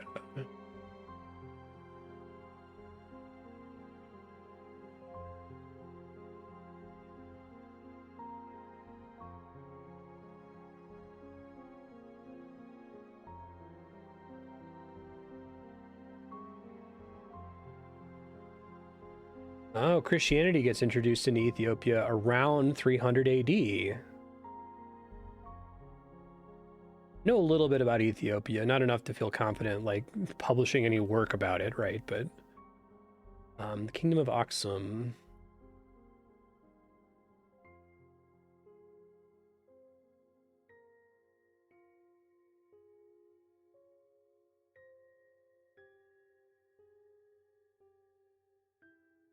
If you want to follow with me, I know I haven't been pasting these, and I'm reading the Introduction of Christianity section in the History of Ethiopia article on Wikipedia. And then Rome continues to interact with Ethiopia for some time.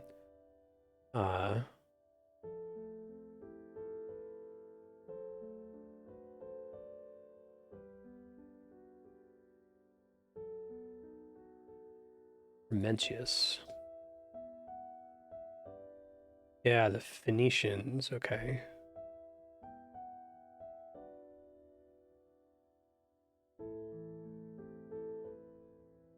All right, so I think I have the basic idea.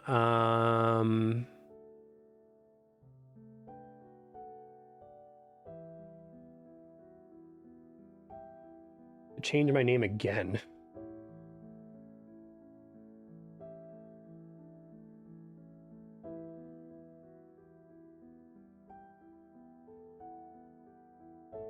Probably just have another Roman name since it's still part of the Roman Empire at that point. Well, let's see.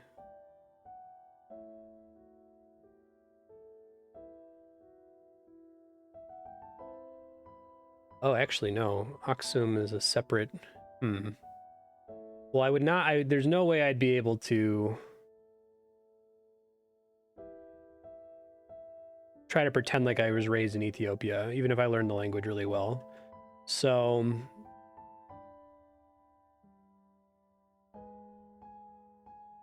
I think I'll just pick another Roman name on the Roman name generator.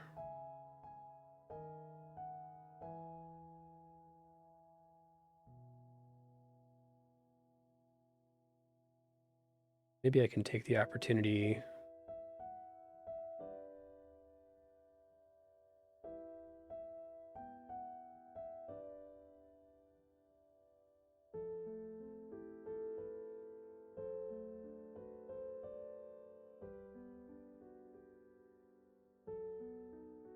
I like that you keep having to change your name. That's cool that they have those in the prompt book, that it happens relatively frequently.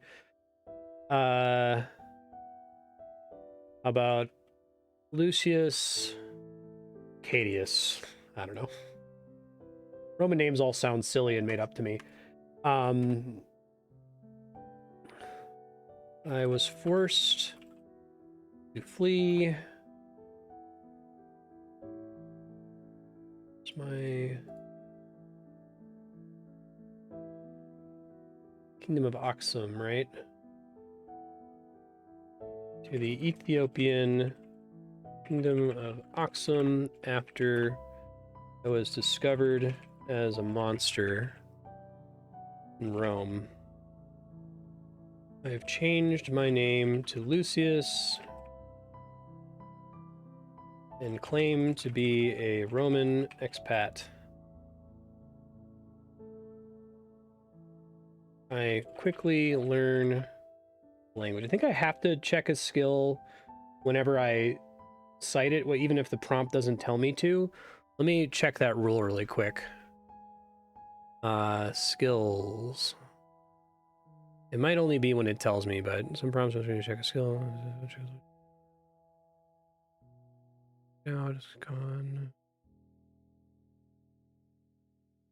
Okay, I think I only check skills. So I think I get to use it because it's a reasonable way that I would deal with it, but it didn't tell me to check it. So I think I get to skip having to check it, which is nice. I don't have any skills anymore, y'all. I'm gonna die in Ethiopia. Quickly learn the language.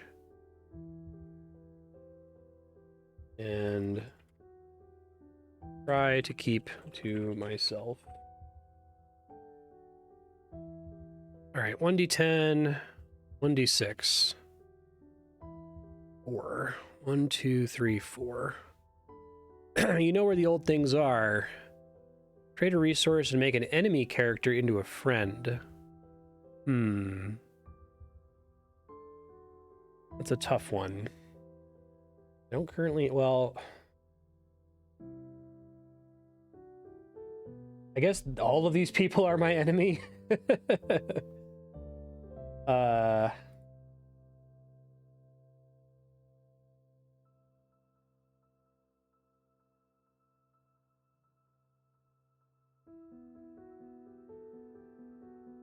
Probably won't ever befriend Amanda again. I don't like that for story reasons. I feel like she should hate me forever. I could befriend Ananias. I could befriend Paul.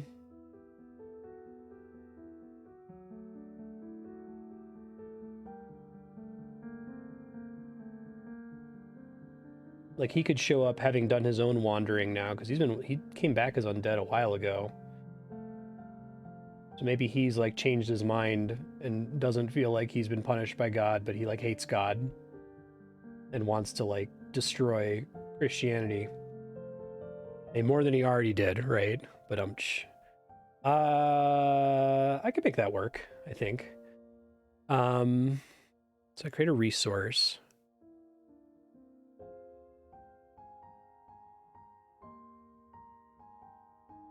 What are the dates of the first oldest copies of, like, Paul's writings? Oldest extant copies of Paul's writings. New Testament manuscript with 2 Corinthians. Papyrus 46. Paleographically dated between 175 and 225.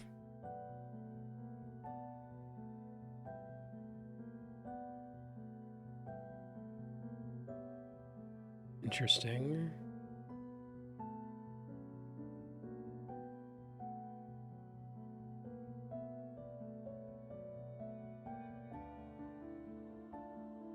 What is the most damaging letter from Paul?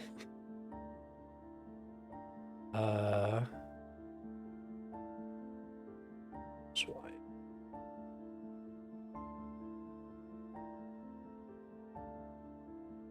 This copy of Ephesians. Oh, it's also Papyrus 46. Okay. We could probably force it in.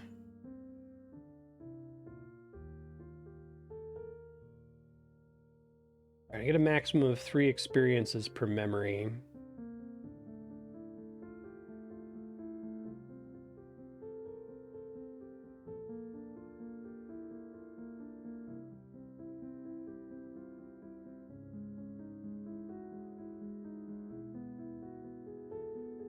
Yeah, this is the next thing to do with Paul. I think Paul's been around for, like, hundreds of years now, living with his bullshit. All right.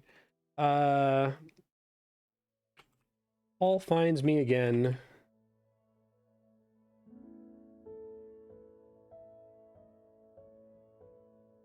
Having a new outlook on unlife. He now joins me in cursing God. Wishes to undo His works on the earth. I am tired, so I work with him to forge copies of letters we will later claim that he wrote to churches across Eurasia. This is an actual thing. Like, there's a lot of like scholarly dispute as to whether Paul actually wrote a lot of the stuff that's attributed to Paul in the Bible. My dad, who's a Lutheran minister, famously got in trouble in seminary because he was instructed to write an essay explaining how we know that Paul didn't write certain things, because it's like a scholarly accepted thing. And he turned into one sentence, Paul did write them, so there, and got flunked for it. Okay, sweet. So Paul actually did write them, but it was a forgery. He was trying to deliberately sabotage Christianity. Sweet, let's go. 1d10. Oh, I need to make a resource. Papyrus 46.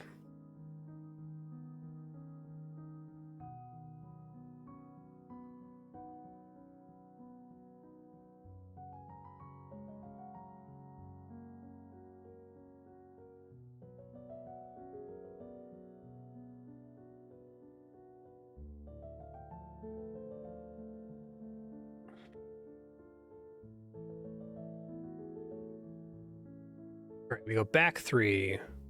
This is 33A. I don't think I wrote this one down, right? Last one was...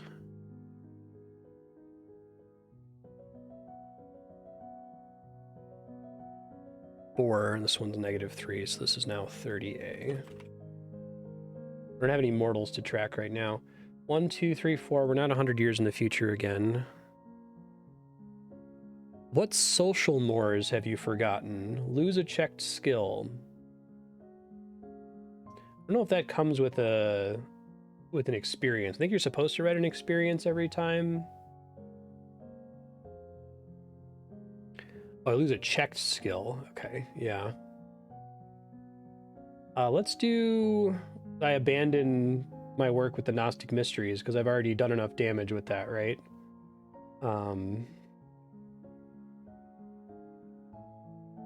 I think I want to leave that one on the table. Let's abandon my art. I'll put that as the Can I Still Be Loved. I like renaming the memories. That's fun. My schemes turn with my brother to sabotaging nascent cult of Christianity. I lose my care for art.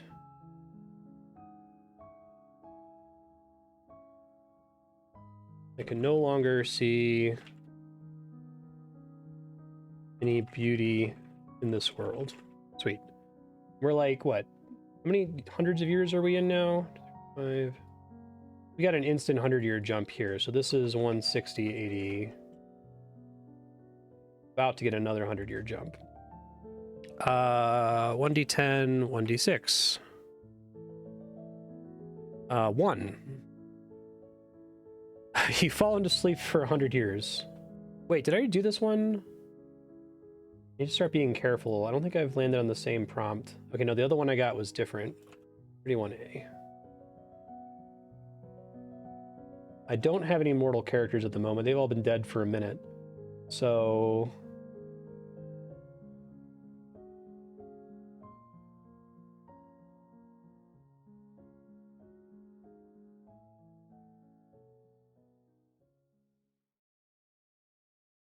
might be time to cut this one.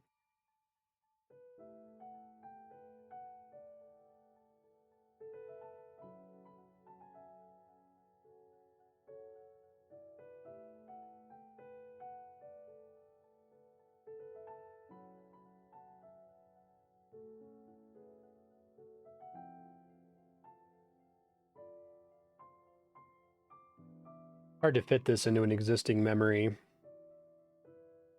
I guess I can fit it into the murderer one. tortured by nightmares of my past misdeeds.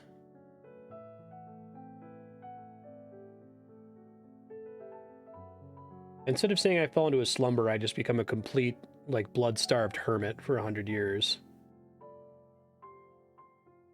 I attempt to deprive myself of all social contact. Live on rats in a cave for 100 years. Tell no one of this. Leave Paul to his own devices. The end, I feel worse than when I started. Great. Perfect. That's another 100 years. So this was about to be 100 anyway. So it's 360 to 460 AD. I wonder if it's called 1,000-Year Vampire because it's mathematically likely that you'll die at the 1,000-year mark. I'm curious to see how that's going to work out. 1d10, 1d6. Now I've maxed out memories. I got to start deleting memories now, which is a little scary. 32A. You keep a prisoner. Why this particular person? Why don't you feed on them? Create a character in a skill related to keeping them captive. Okay. So we're in 480 AD-ish. Romulus Augustulus, the last Western Roman emperor, is forced to abdicate. Oh yeah, the Vandals, the Germanic tribes, and the Visigoths. End of ancient history. So if I look at the beginning, post-classical history, what do we get at the beginning here?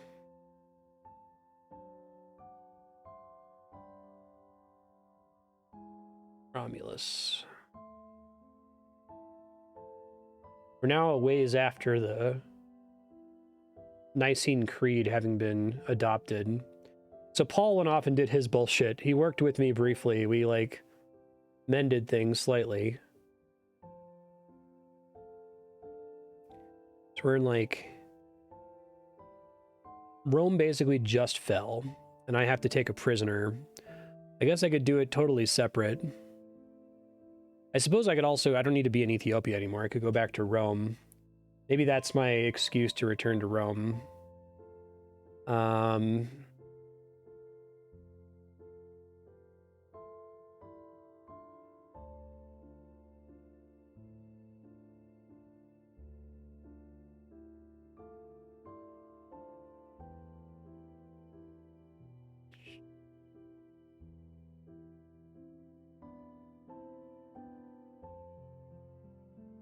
What happens to Romulus after he gets deposed?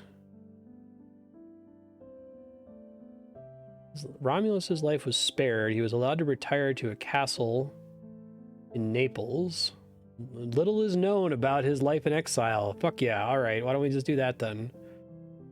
Like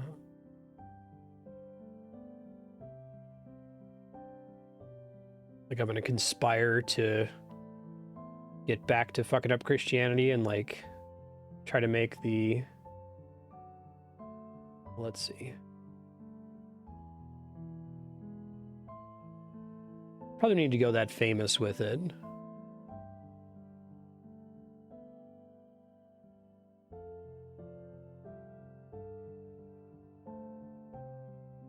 I'm not supposed to feed on the prisoner. I'm a little stuck creatively for this one. If anyone in chat has an idea, I'll take it. So it's like 480 AD-ish. I have to take a prisoner. I'm not supposed to feed on them. Keep them captive. I guess it's like a Renfield type. So it doesn't really need to be anybody special. It could just be that I just awoke from my 100-year slumber and I feel like shit and I'm just going to be a shit now. Because I think that's kind of the whole point, is that your identity gets wiped out over time, right? So probably now is the time to start, like, deleting stuff. Yeah, I think that's the problem. I think I'm experiencing the art of 1,000-Year Vampire, that I'm like, but I can't fit this prompt into my 5 things. It's like, exactly, one of them needs to go away. So I'm going to go ahead and do the diary thing. And I'll make it for the specific memory. Well,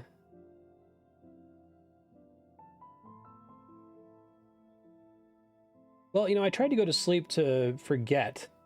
But why don't I write that in the diary?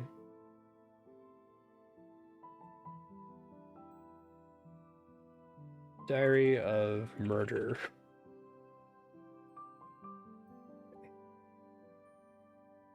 Shift 5.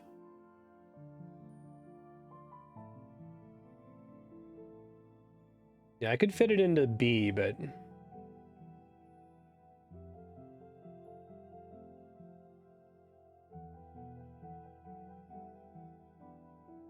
But Am I Still Human is just gone now.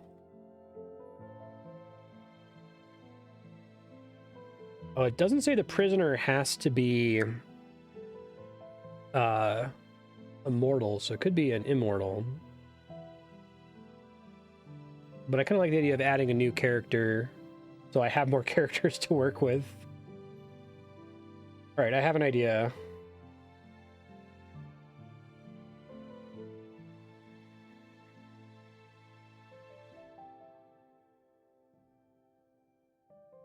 All right, I've got an idea. I met a young woman who reminds me Amanda, and I realize how I long for human contact. I beguiled her, my vampire powers. I beguiled her, and she acts a willing companion, though she is in truth my prisoner.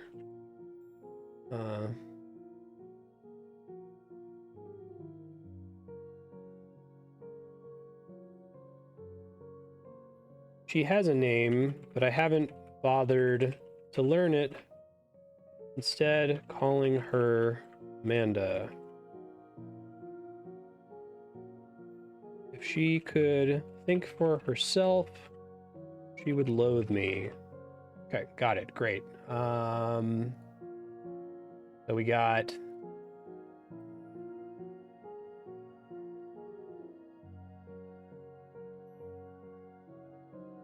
Amanda of Ethiopia, woman, innocent, haven't bothered to learn anything of her.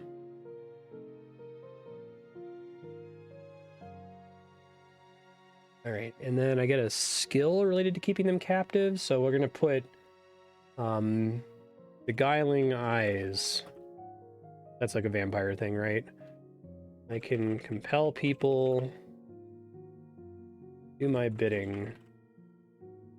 Maybe I get it after my long sleep.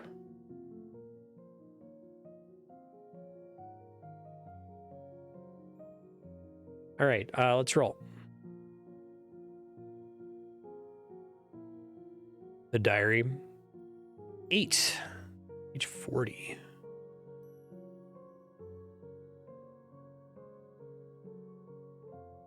How do you conceal yourself while you sleep? What steps have you taken for protection? Check a skill and create a resource. Create a mortal servant character if you like. Okay. Well, I guess that can be Amanda. Let's see.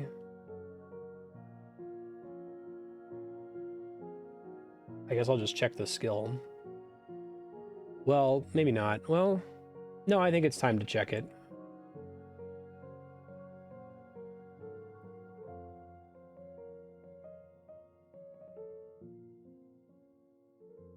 Create a resource. We'll make it a...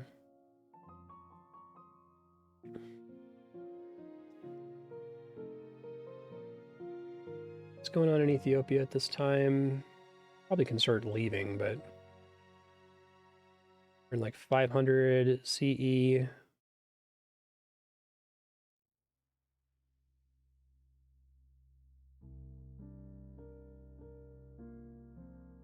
Emperor Justin I of the Eastern Roman Empire requested his fellow Christian Caleb help fight the Yemenite king. 525 CE, Caleb invaded and defeated current ruler, replacing him with his Christian follower.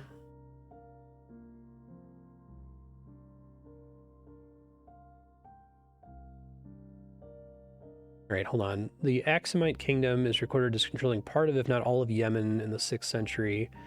Around 523, the Jewish king Du-Nuwas came to power in Yemen, and after he announced he would kill all of the Christians, he attacked an Aksumite garrison at Zafar. I think I called it the murder diary, right? Yeah, I put the actual notes underneath it, so I'll know when to get rid of it later. That makes sense.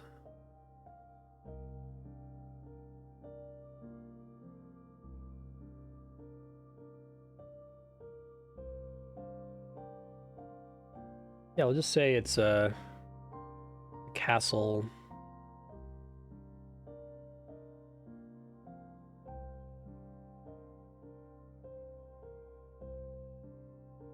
Yemeni castle.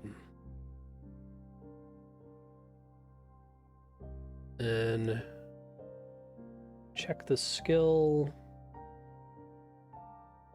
Let me fix the numbers on these.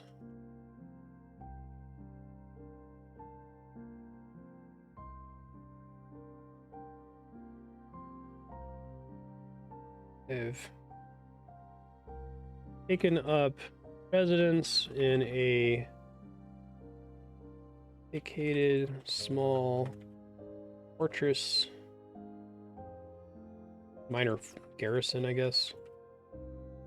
Yemen, aided by my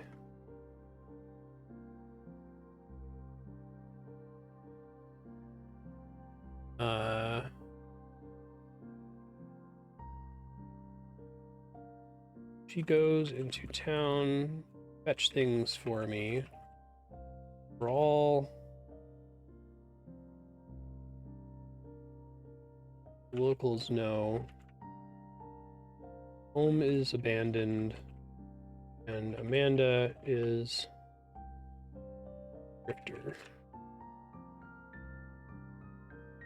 10. 9. Man, I'm really going crazy forward here. What simple practical skill proves invaluable in your strange existence, and how did you learn it? I learned to play yo-yo.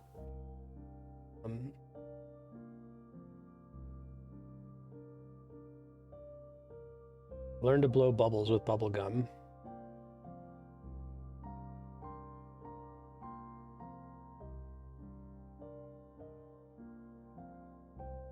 How close are we to Amanda dying? We got her in 2 time steps ago. She was 32A. We're at ++.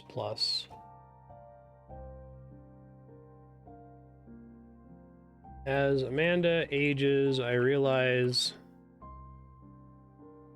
I won't be long until I'm alone again. I have her teach me to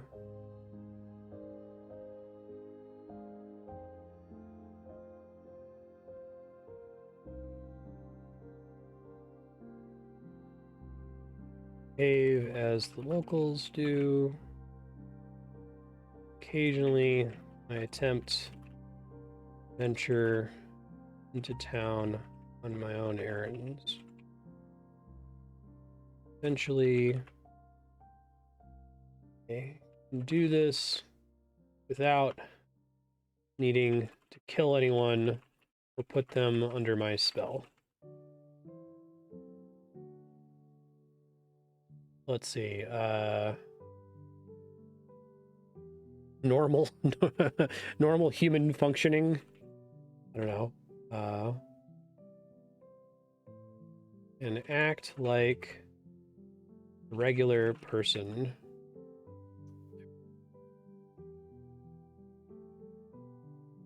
Oop. I really like this phase of the game when all of your memories are maxed out and you're constantly having to delete them. It takes a little while to get there. -4, so it's 45. Ooh, I got a new mark. Interesting. I haven't really used my whole, like, gross blind eyes thing.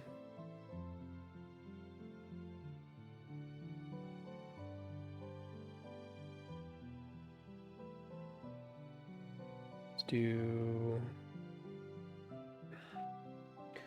Ananias's curse worsens. Now blinding light emits from my eye sockets.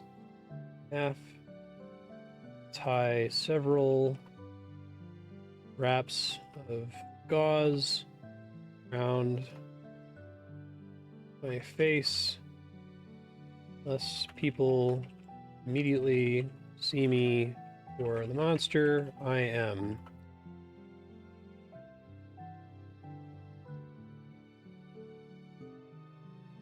Now I gotta delete something, or I have to do it something with train to read and write, but that doesn't make... I guess this is the one that goes away now, even though it only has 2 experiences. It doesn't have to be full. So now, so the reason I'm doing these as memories is because I need to delete something to make room. But I think when the game tells you to delete a memory, you don't have the chance to pause and pick one and put it in the diary. That's my argument for it anyway. Diary of training and Gnosticism.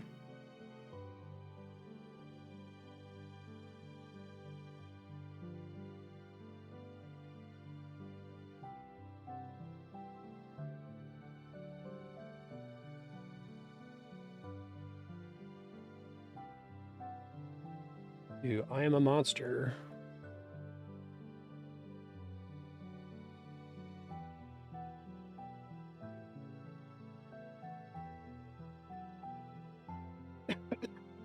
Ananias's curse has worsened.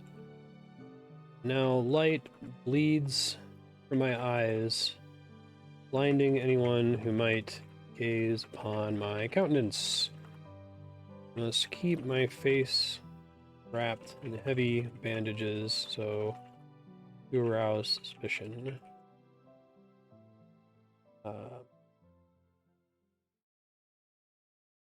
It is becoming challenging to conceal to others that I am not truly blind. Okay. I think she's gonna die soon, right? She maybe gets one more tick. She started as a young woman, so she probably gets one more tick.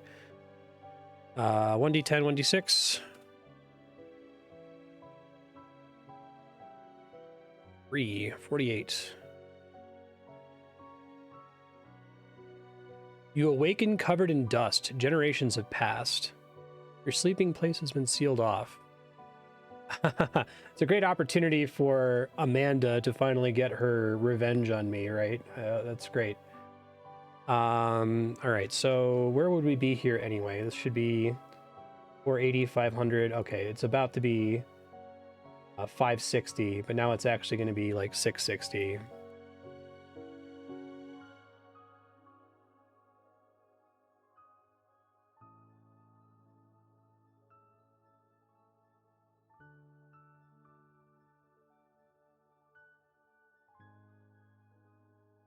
I'm gonna go real dark with this shit, right? It's the only way to do it.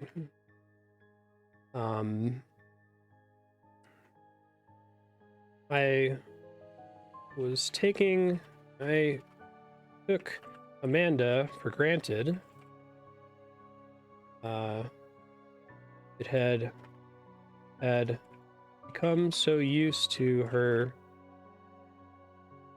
beguilement that I stopped bothering to beguile her, and she at last took her revenge upon me.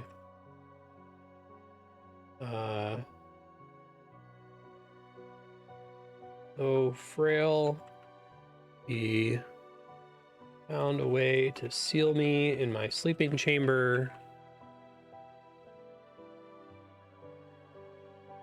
And attempted to burn down my fortress. I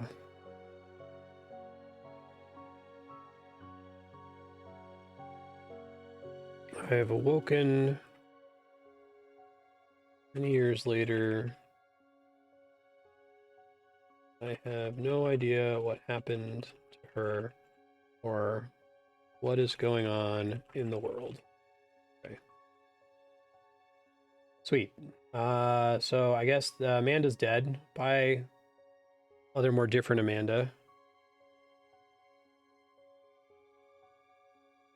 Okay. And then I lose the castle. And we do this again.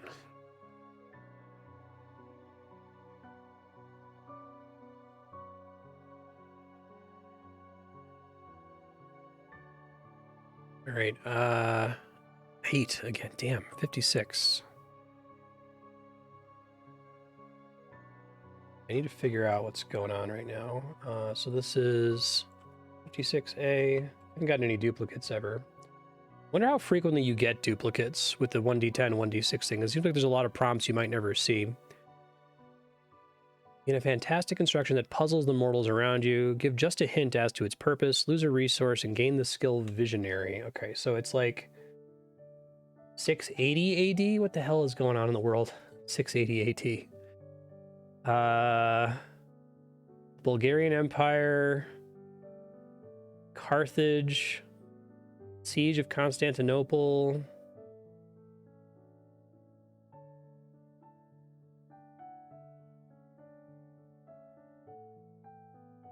I can't really think of anything.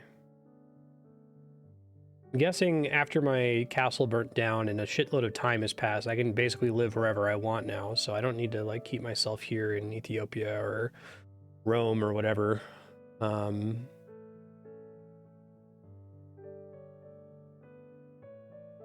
end of the Three Kingdoms period in Korea. I actually know a little bit about the Three Kingdoms from playing a historical Korean MMO for like 5 years. But I know about the Three Kingdoms, not the end of the period, so.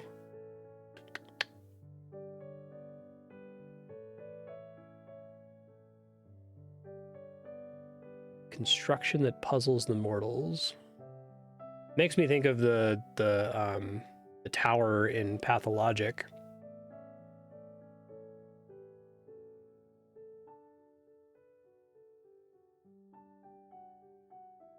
I don't think I have anything already in my list here that would lend itself into a crazy, like, construction. Especially not in my memories that I already have.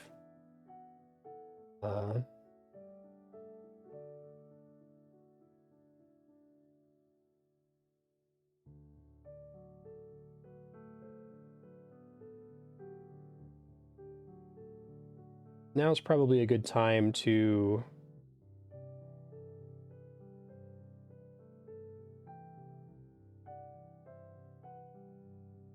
forget my confidant. It's been so long. So do Diary of Amanda of Rome.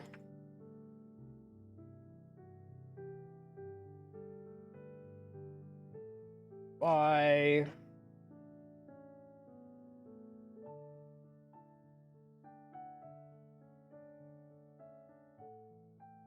Come see the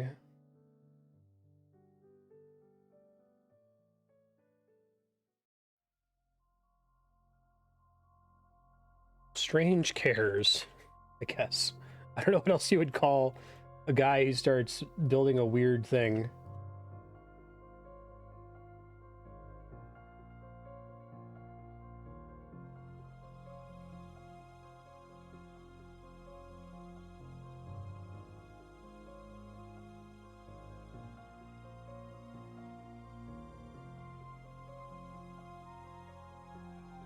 Let's go with out of boredom. I begin to beguile. Well, let's see.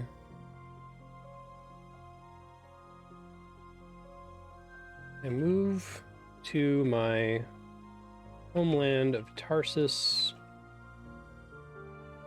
What's going on? What is Tarsus at this time?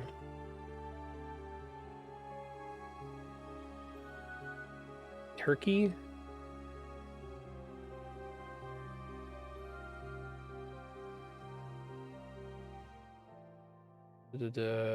Born Merson in Turkey. Okay. Turn to what was it in 660 AD? Still Tarsus, I think. It wasn't part of Rome, obviously. Middle Ages. Oh, actually perfect timing. Come into contact with the forces of the Rashidun Caliphate.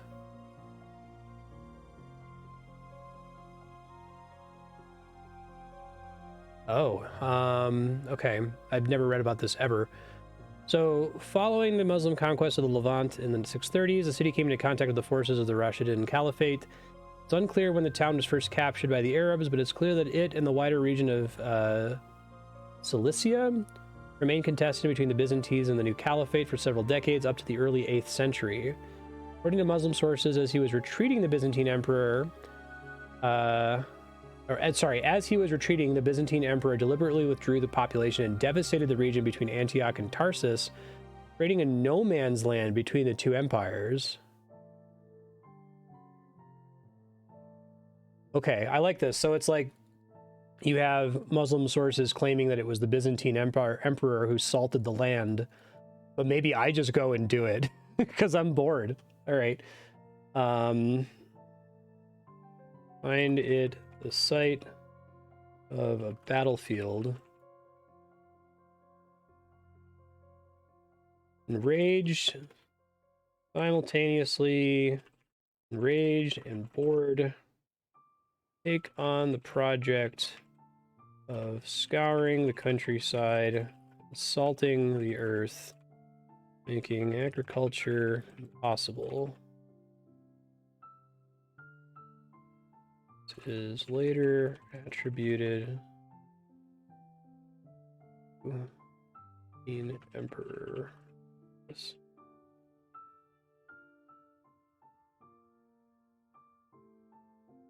Yeah, I think that's true. It as a book club. Then you can clean up some of the less relevant stuff once you get to the end of the story, right? Because I'm sure you're going to have some story steps where the prompt is just like too weird to really fit. Lose a resource and gain the skill of visionary.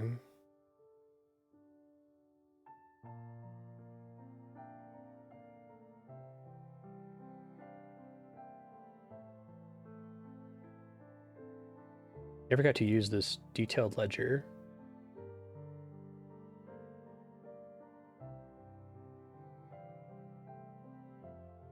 Why would I lose one of these?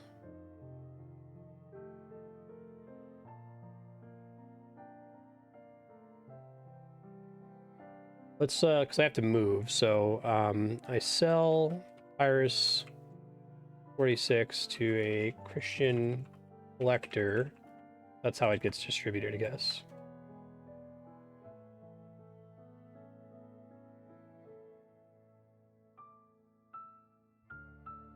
Funds to move.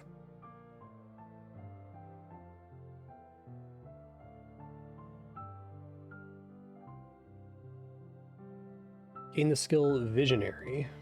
Weird guy burns and salts land. What's that guy doing out there burning all that land? I don't know, it's Lucius, I guess is my name still. Change my names a lot. All right, I really like the core mechanic. I think they've thought it out pretty well. -5, so it's 51.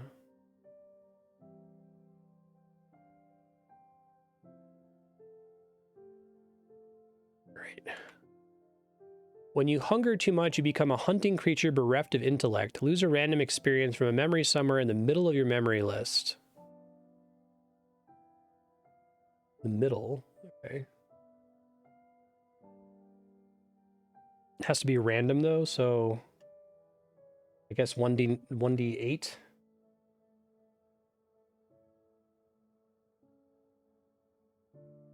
Number 4. Okay. I guess I should cross it off and just put it somewhere in case it comes up later.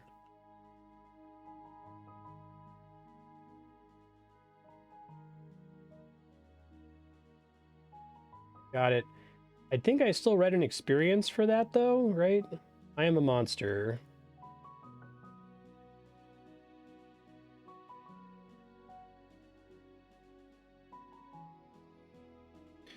I stalk the boundaries of the no man's land at Tarsus, preying on any fool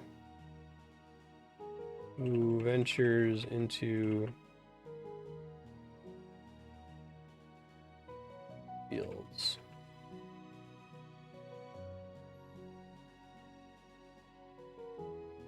Rumors turn into superstitions. Place remains abandoned. Let's go. D10, D6. 354. Strange accent. Okay, let me write it down first. 54A. Strange accent and old ways always reveal you as an outsider, mocked and cheated at best, or hated at worst. Smother these useless traits by converting an old memory to a new skill for blending in. Okay, I think that implies that I can't journal the memory.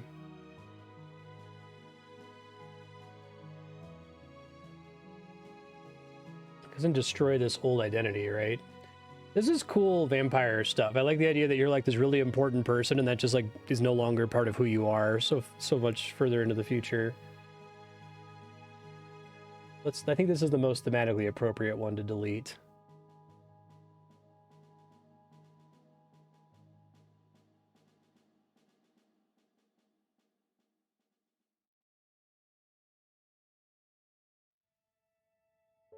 Down in the archive down here.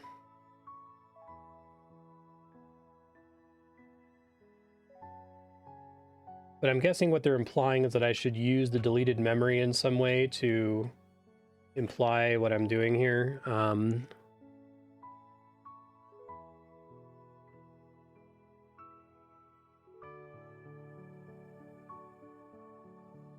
Tarsus.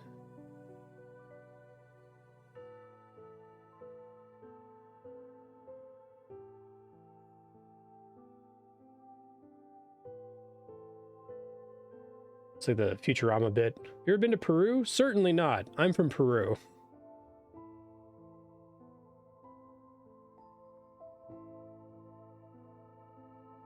Strange.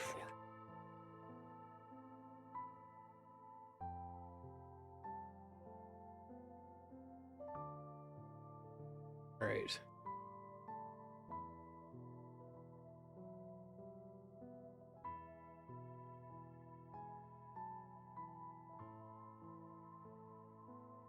Most people, the world is too small for them to keep track of which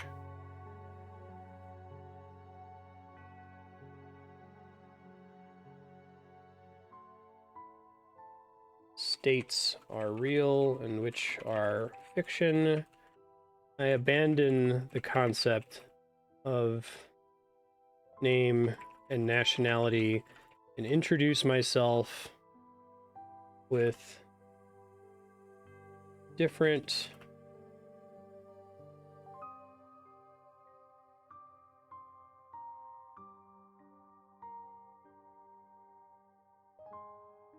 face and title at each encounter, regardless, suiting it to my needs at the time. And I guess the skill there is that, like, keeping track of all of my lies is a challenge, but if it proves too burdensome, I can simply go elsewhere. Actually go...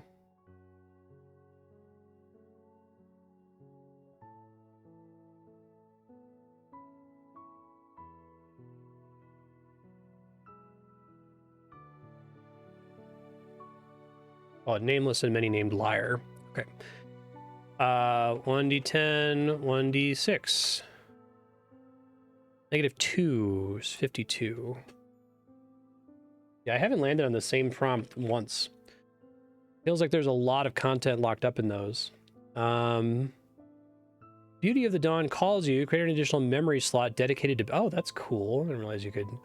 That's not design space that I thought this game might have.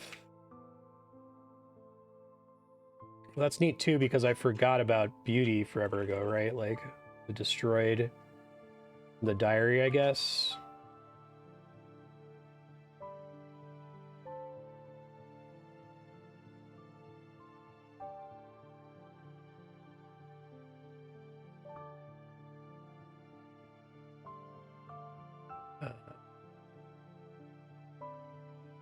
Let's see.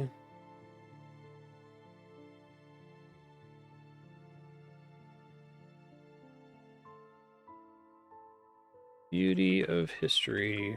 My other beauty thing.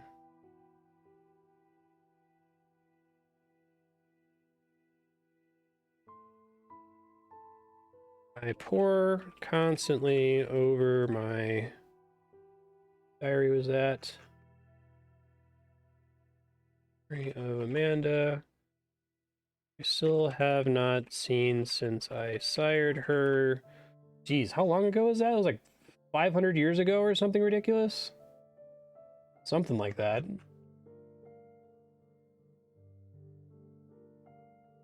So, I am reminded that I once cared for beauty. Decided that best service I can give the world is to faithfully document it. I begin chronicling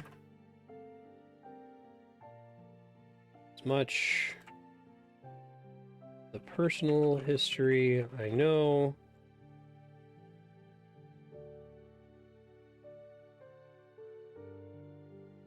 Hope through history I know. No aim at sabotage as I had in the past. Hope to one day share this knowledge with the world, and then that's gonna go great.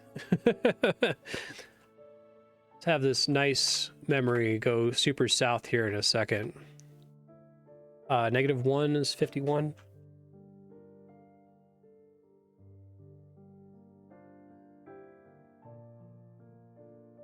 Oh hey, I finally got one again. First time. All right, so we don't do the first one, we do the second one. You find companionship in something that is not human. Is it an animal or maybe something inanimate? How do you interact with it? How did you find it? Or did it find you? Okay, I think the natural thing is to keep going with this, right? So, like, Wilson. Yeah, exactly.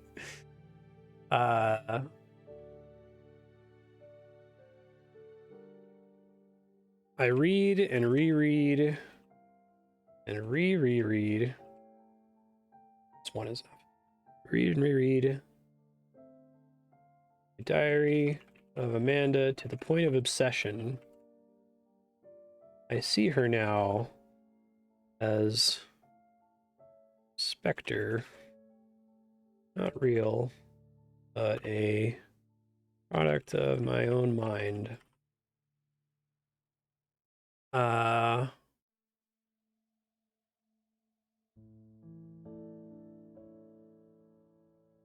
Have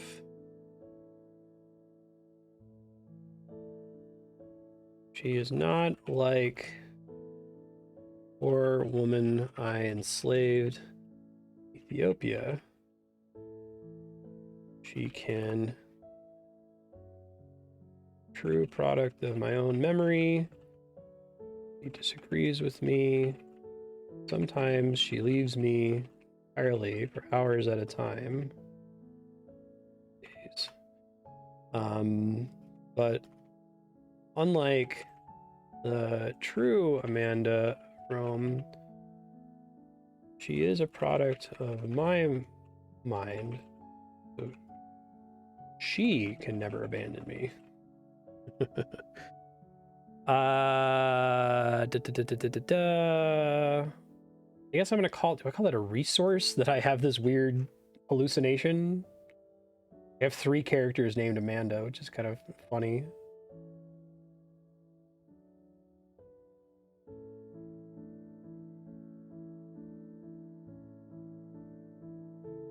Vivid hallucination.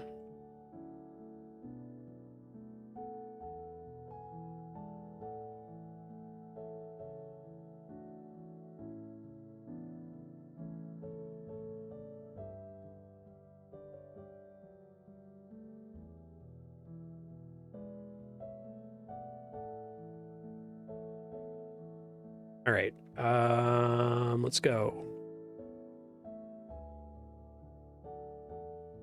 Trying to like go for the like fucked up weird vampire shit, right? I got like a Tyler Durden thing going on, where the other personality is Amanda. All right, society has changed. How has travel become easier for you? Recover stationary resources for which you still have a memory. They're re-added to your resource list. Interesting. Okay. Well, it's I think another fun thing about these prompts is that clearly there's been some thought put into the math that you're not going to get to 58 until some set number of years are guaranteed to have passed. I enjoy that part. 58A, I think, are we 1, 2, 3, 4, 5, 1, 2, 3, 4, 5 O's here. So this is 760 AD. So now my castle still... Oh yeah, I get it back. Okay, cool.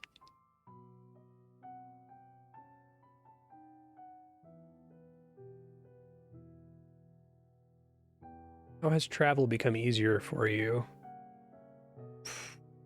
I just don't give a shit anymore.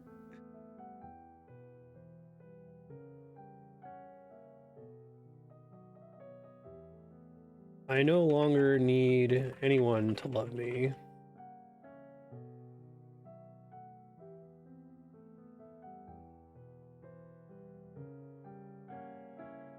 I reclaim my tiring of my salted field in Turkey. I reclaim my abandoned fortress in Yemen.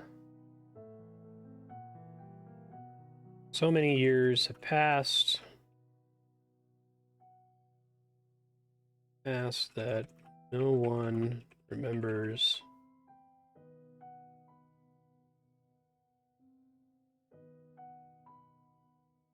Which burned to the ground, so I rebuild. Turn to Yemen, fire workers, and rebuild my fortress there. Anyone living there. This time, I don't need a thrall. Have a mental best friend.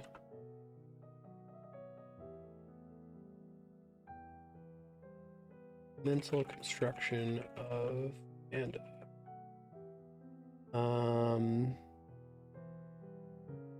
Continually.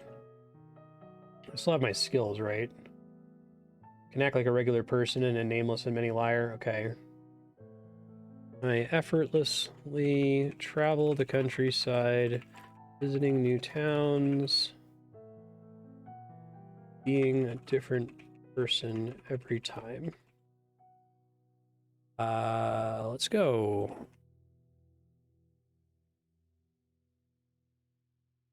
4. 62.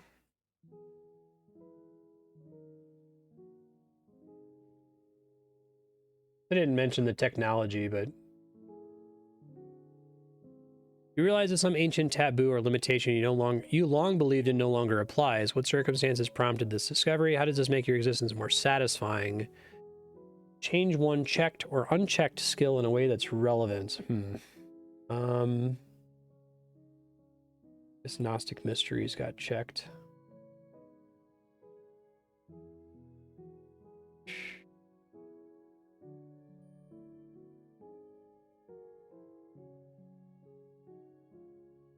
I already was kind of being a dick about God, so maybe it's the opposite. Maybe I like abandoned my nihilism.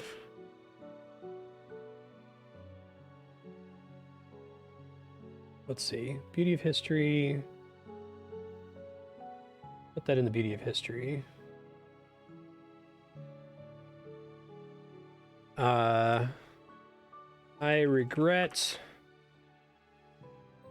my attempts to sabotage Christianity and promote lies through Gnosticism. These came from a deep sense of nihilism and boredom and rage with the world. Decide to try to be better.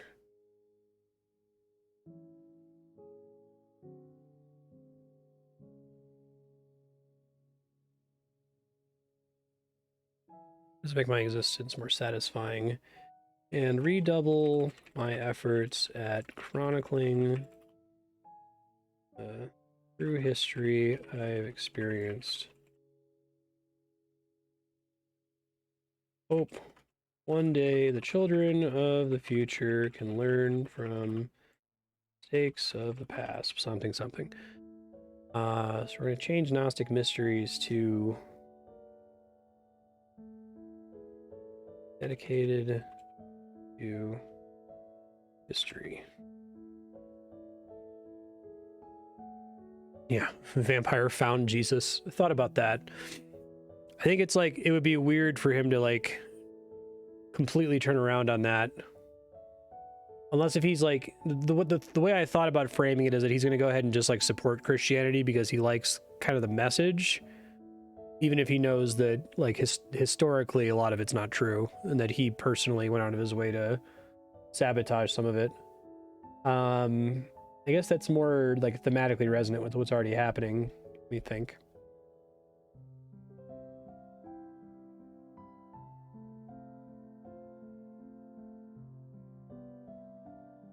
What's going on with the church at this time in history? It's like 800 AD? Jeez.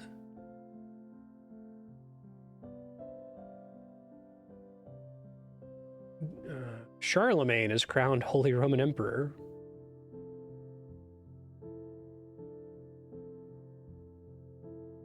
Suddenly remember my Charlemagne. Well, that's interesting timing.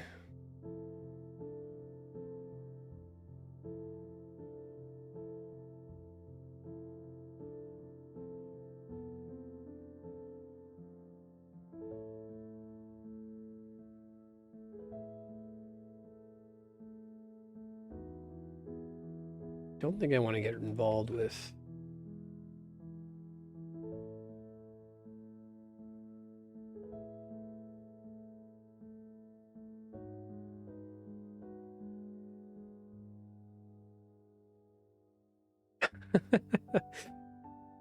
I was searching Crusade on the Charlemagne article on Wikipedia, and it brought up the quote from Indiana Jones. It says that that's not actually a thing he said. He just made it up.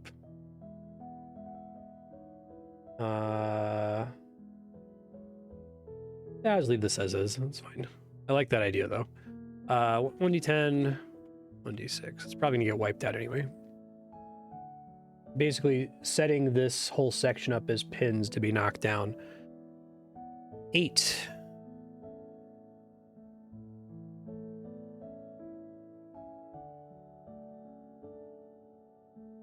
Okay. Mortals are cruel and work in ways outside your understanding. How are you mocked or victimized? Why was your response ineffectual and costly? So maybe this is where it happens.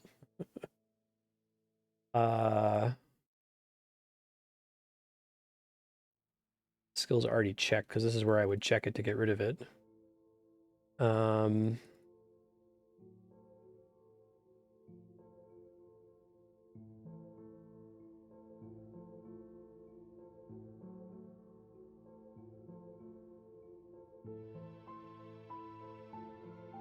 We'll get rid of the liar thing. We'll do that. I think that makes sense.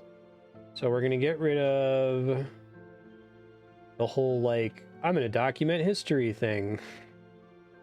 That's what I'm immortal. I can provide that to the world. I still have an extra memory slot even after doing that, so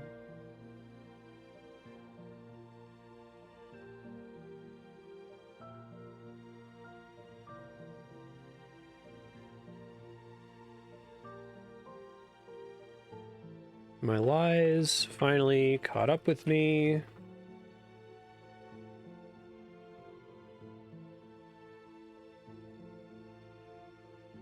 People around me finally saw through my disguise and sought to sabotage me. They destroyed my library and all of my ponderings on history.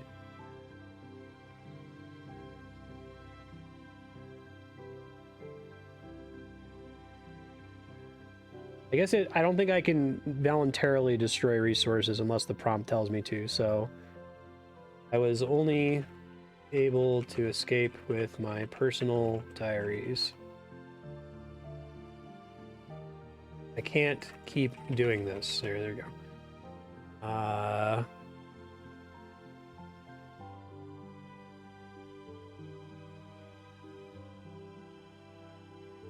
Then check a skill. I already did that.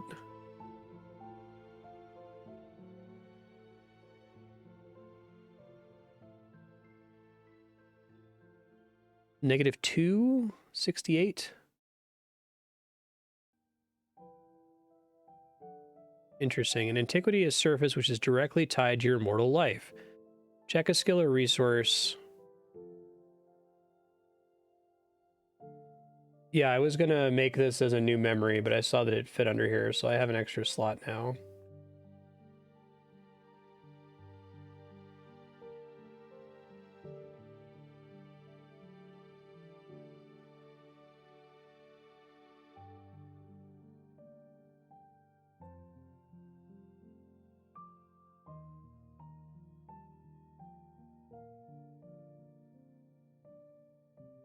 I guess if I'm going to delete it, it needs to be under a new header, doesn't it? Okay, I can do that.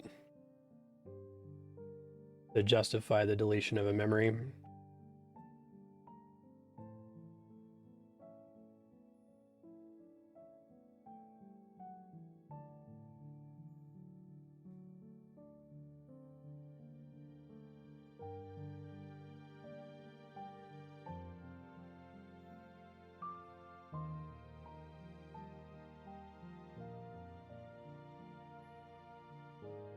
We'll do that, and it's gone.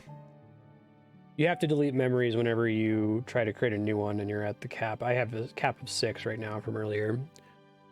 An antiquity is surface which is directly tied to your mortal life. Check a skill or lose a resource and gain the antiquity as a resource. Okay, so this is 68. Oh, I missed one here. Whoops. 70. One of your earliest memories.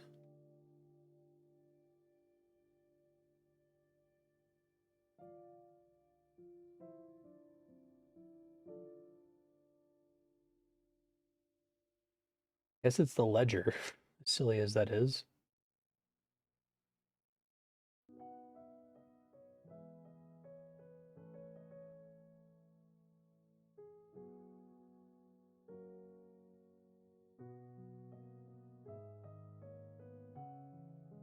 So just regain it, like as an extra slot, I guess. I have 7 slots. It doesn't specifically say slot, but it does say regain a memory. I feel like when you have an extra slot, it should only last until you delete something. Otherwise, you regain too many of these and you start not having downsides.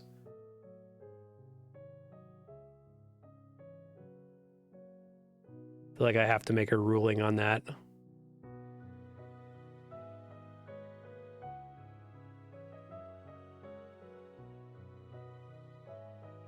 I could just fit the text into the experience, I guess, rather than bringing in an entire new memory slot.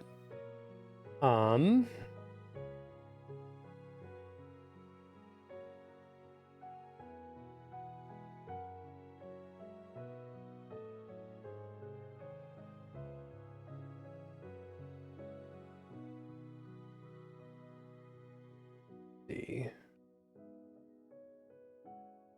This is an opportunity for me to take on a name again. I think I can delete a memory at any time, right? And replace it with another one. It doesn't have to be full. I'm gonna go back and read the rules really quickly. I believe that's true though. That's what I was doing a second ago, but yeah, I can just like freely delete one, I guess. So I guess I'll put that in the diary.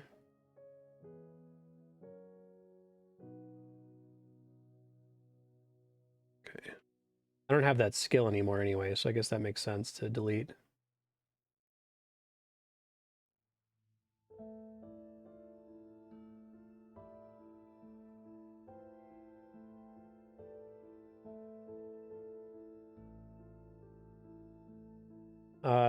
Evidence is uncovered in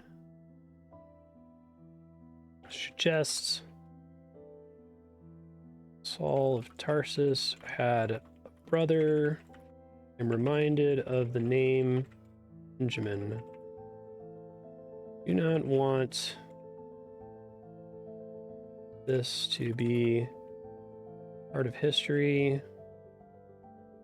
I seize the evidence for myself. Go back to the thing I was on, 68.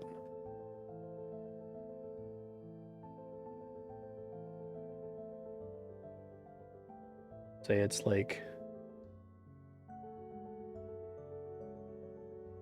page from the Chronicles. Lost page from the Chronicles of Josephus. Sure.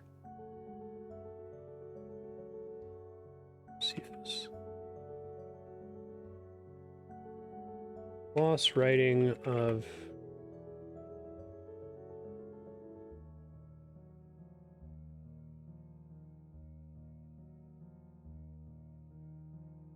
having given up living as a nameless liar, take the name Benjamin. Great. Here we go.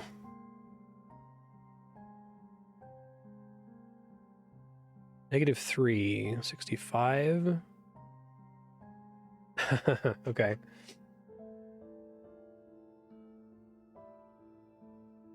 We're in 860 AD, by the way, now. So, your oldest resource be traded for 2 contemporary resources. Oh, my hand-copied Torah. Okay. What's a modern resource in 860 AD?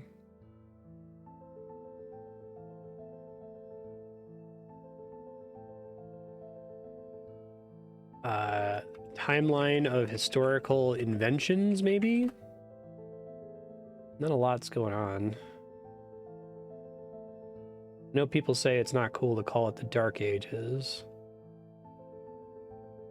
But the Wikipedia article, gunpowder is invented in China.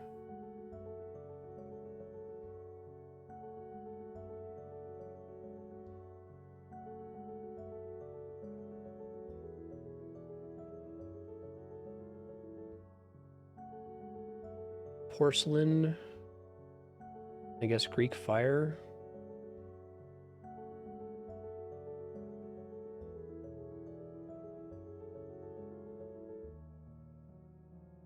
I started pretty early if I wanted to have interesting technological advancements. I'm not going to get too many, I don't think. Probably going to end up selling this. What do I put this under?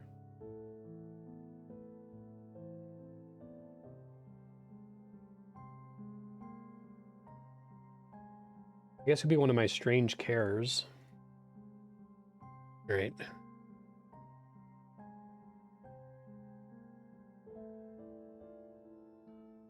Noble title is an interesting idea, yeah. Secure some power for the future.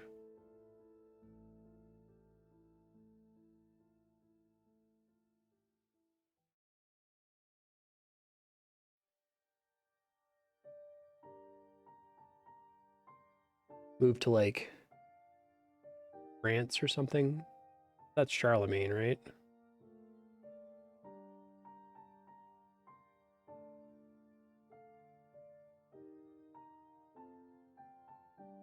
Yeah, right. No, I like that idea. I'll probably do that. I guess I get 2 resources. I guess it's the castle and the title. Those 2 things are kind of the same thing, aren't they?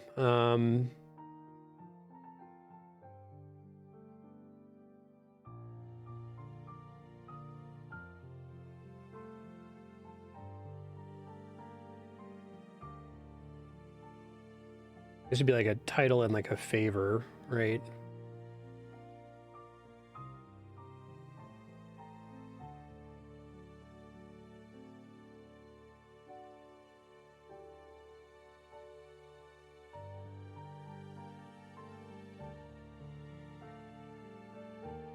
Yeah, I guess I could get like really early porcelain from China. Tie it in.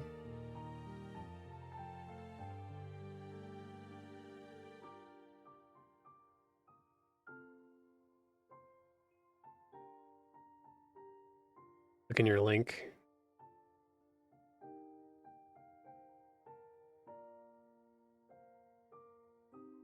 Yeah, that seems cool.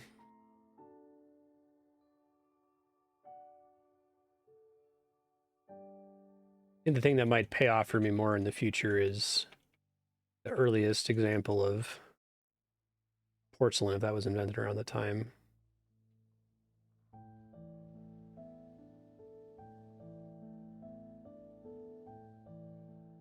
I no longer wish to have my strange cares questioned. I sell my handmade copy of the Torah for an exorbitant sum and purchase rare goods from far to the east.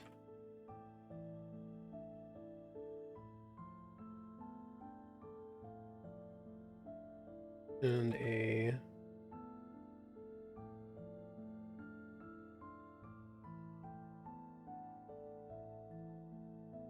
porcelain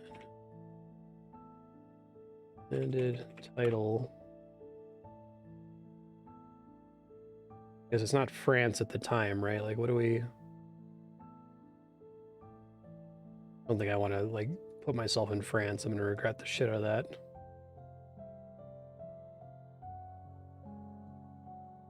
Street.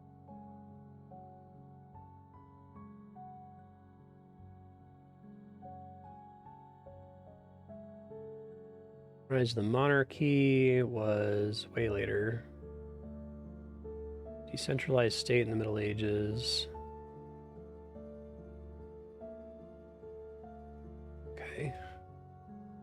Kingdom was ravaged. Viking raiders.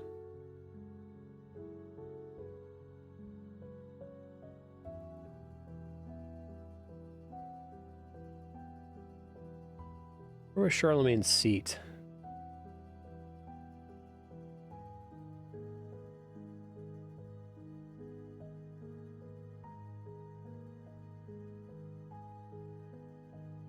Imperial capital city. Probably in Germany? I guess I can always define it later and just say it's somewhere in Europe.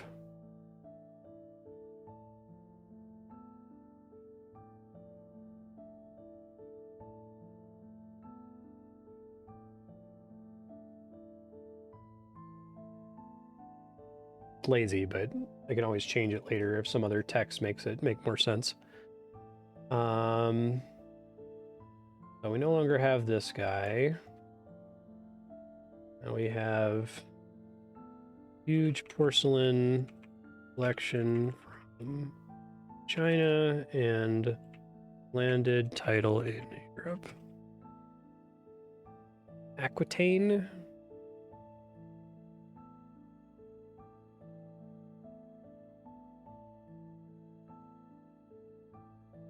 At the right time, though? We're in like 850, right? So that's, I guess I could have... Oh, absorbed by West Francia. Western part of the Frankish Empire under Charlemagne. So we're calling it France, but...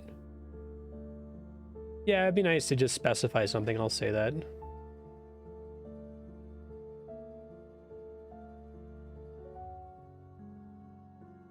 Thanks for the help. That's places where I'm like completely helpless.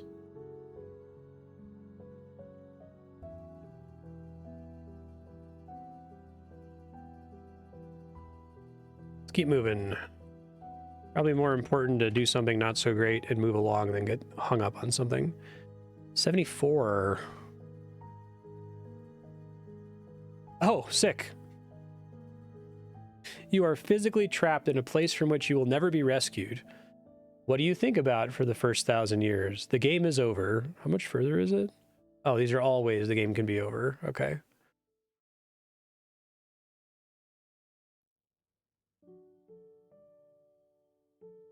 Ah. Great.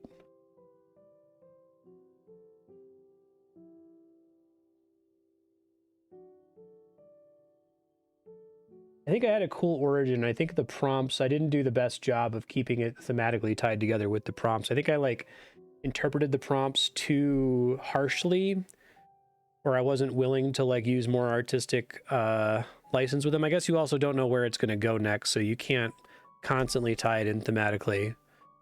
Trapped in the dungeon of a French castle. I love the idea that I just like have a bad fall one day and I'm just like stuck in the basement forever. What do I think about for the first 1,000 years? Me and Paul really fucked up history. This game is really good. I really, really like it. Thank you to Zaid for taking a risk and putting a non-conventional thing onto Subblock. I had fun with it. I know I was a little hesitant at the beginning, but I think if you just kind of like, as soon as the dice come up, you can kind of offload a bit of the stress of being not creative enough onto, well, it was the dice that made me do it. It's not really my fault for being an idiot. You know what I mean? He falls in an oubliette and he's stuck in there until somebody lets him out 1,000 years from now in like the 1990s. Make, you know, go ahead and pitch a TV show about Saul's, the Apostle Paul's vampire brother waking up in the 90s and having to like adapt to modern society. Yeah, I really like the wiki dive aspect. I hadn't thought of that at all. I feel like I learned a decent amount. I have a bit of a better, like, because I have a completely blank space for world history. Basically anything after antiquity through the Middle Ages until the Renaissance. And then I kind of know what's going on from the Renaissance to present. But that whole area is just a giant, like, nebulous question mark. And I feel like you played this game, like, 20 times in different periods. You would be able to, like, you still wouldn't know things really well, but you'd start to kind of have a sense, oh, okay, Rome lasted about this long, was about this century. Well,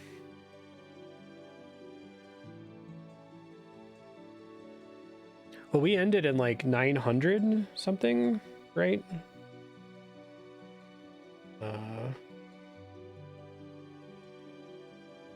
Yeah, like 900 AD. So I guess he'd wake up in like 1900. I was just saying for artistic license, just throw an extra 100 years on that, have him wake up in 1990 because that's funny. Better Call Paul. But yeah, the mechanics of this game are really interesting. I think this really works as a single player game. I think this could work as multiplayer. It said in the opening rules that there's a multiplayer variant. I'd be interested in checking that out. I think doing this as a group could be fun. I think maybe passing it around to different people could be fun, to kind of give other people a chance to shine and try to work off of like what you had already built. Kind of a fun like improv writing thing. I would certainly be interested in playing something like this again. I hope this was at least somewhat interesting to watch. If any of you have feedback for ways to record something like this differently in the future, let me know. But I think it worked on my end. I was able to play it pretty seamlessly. So yeah, thanks again to Tizage for putting this on your sublog. That was 1,000-Year-Old Vampire.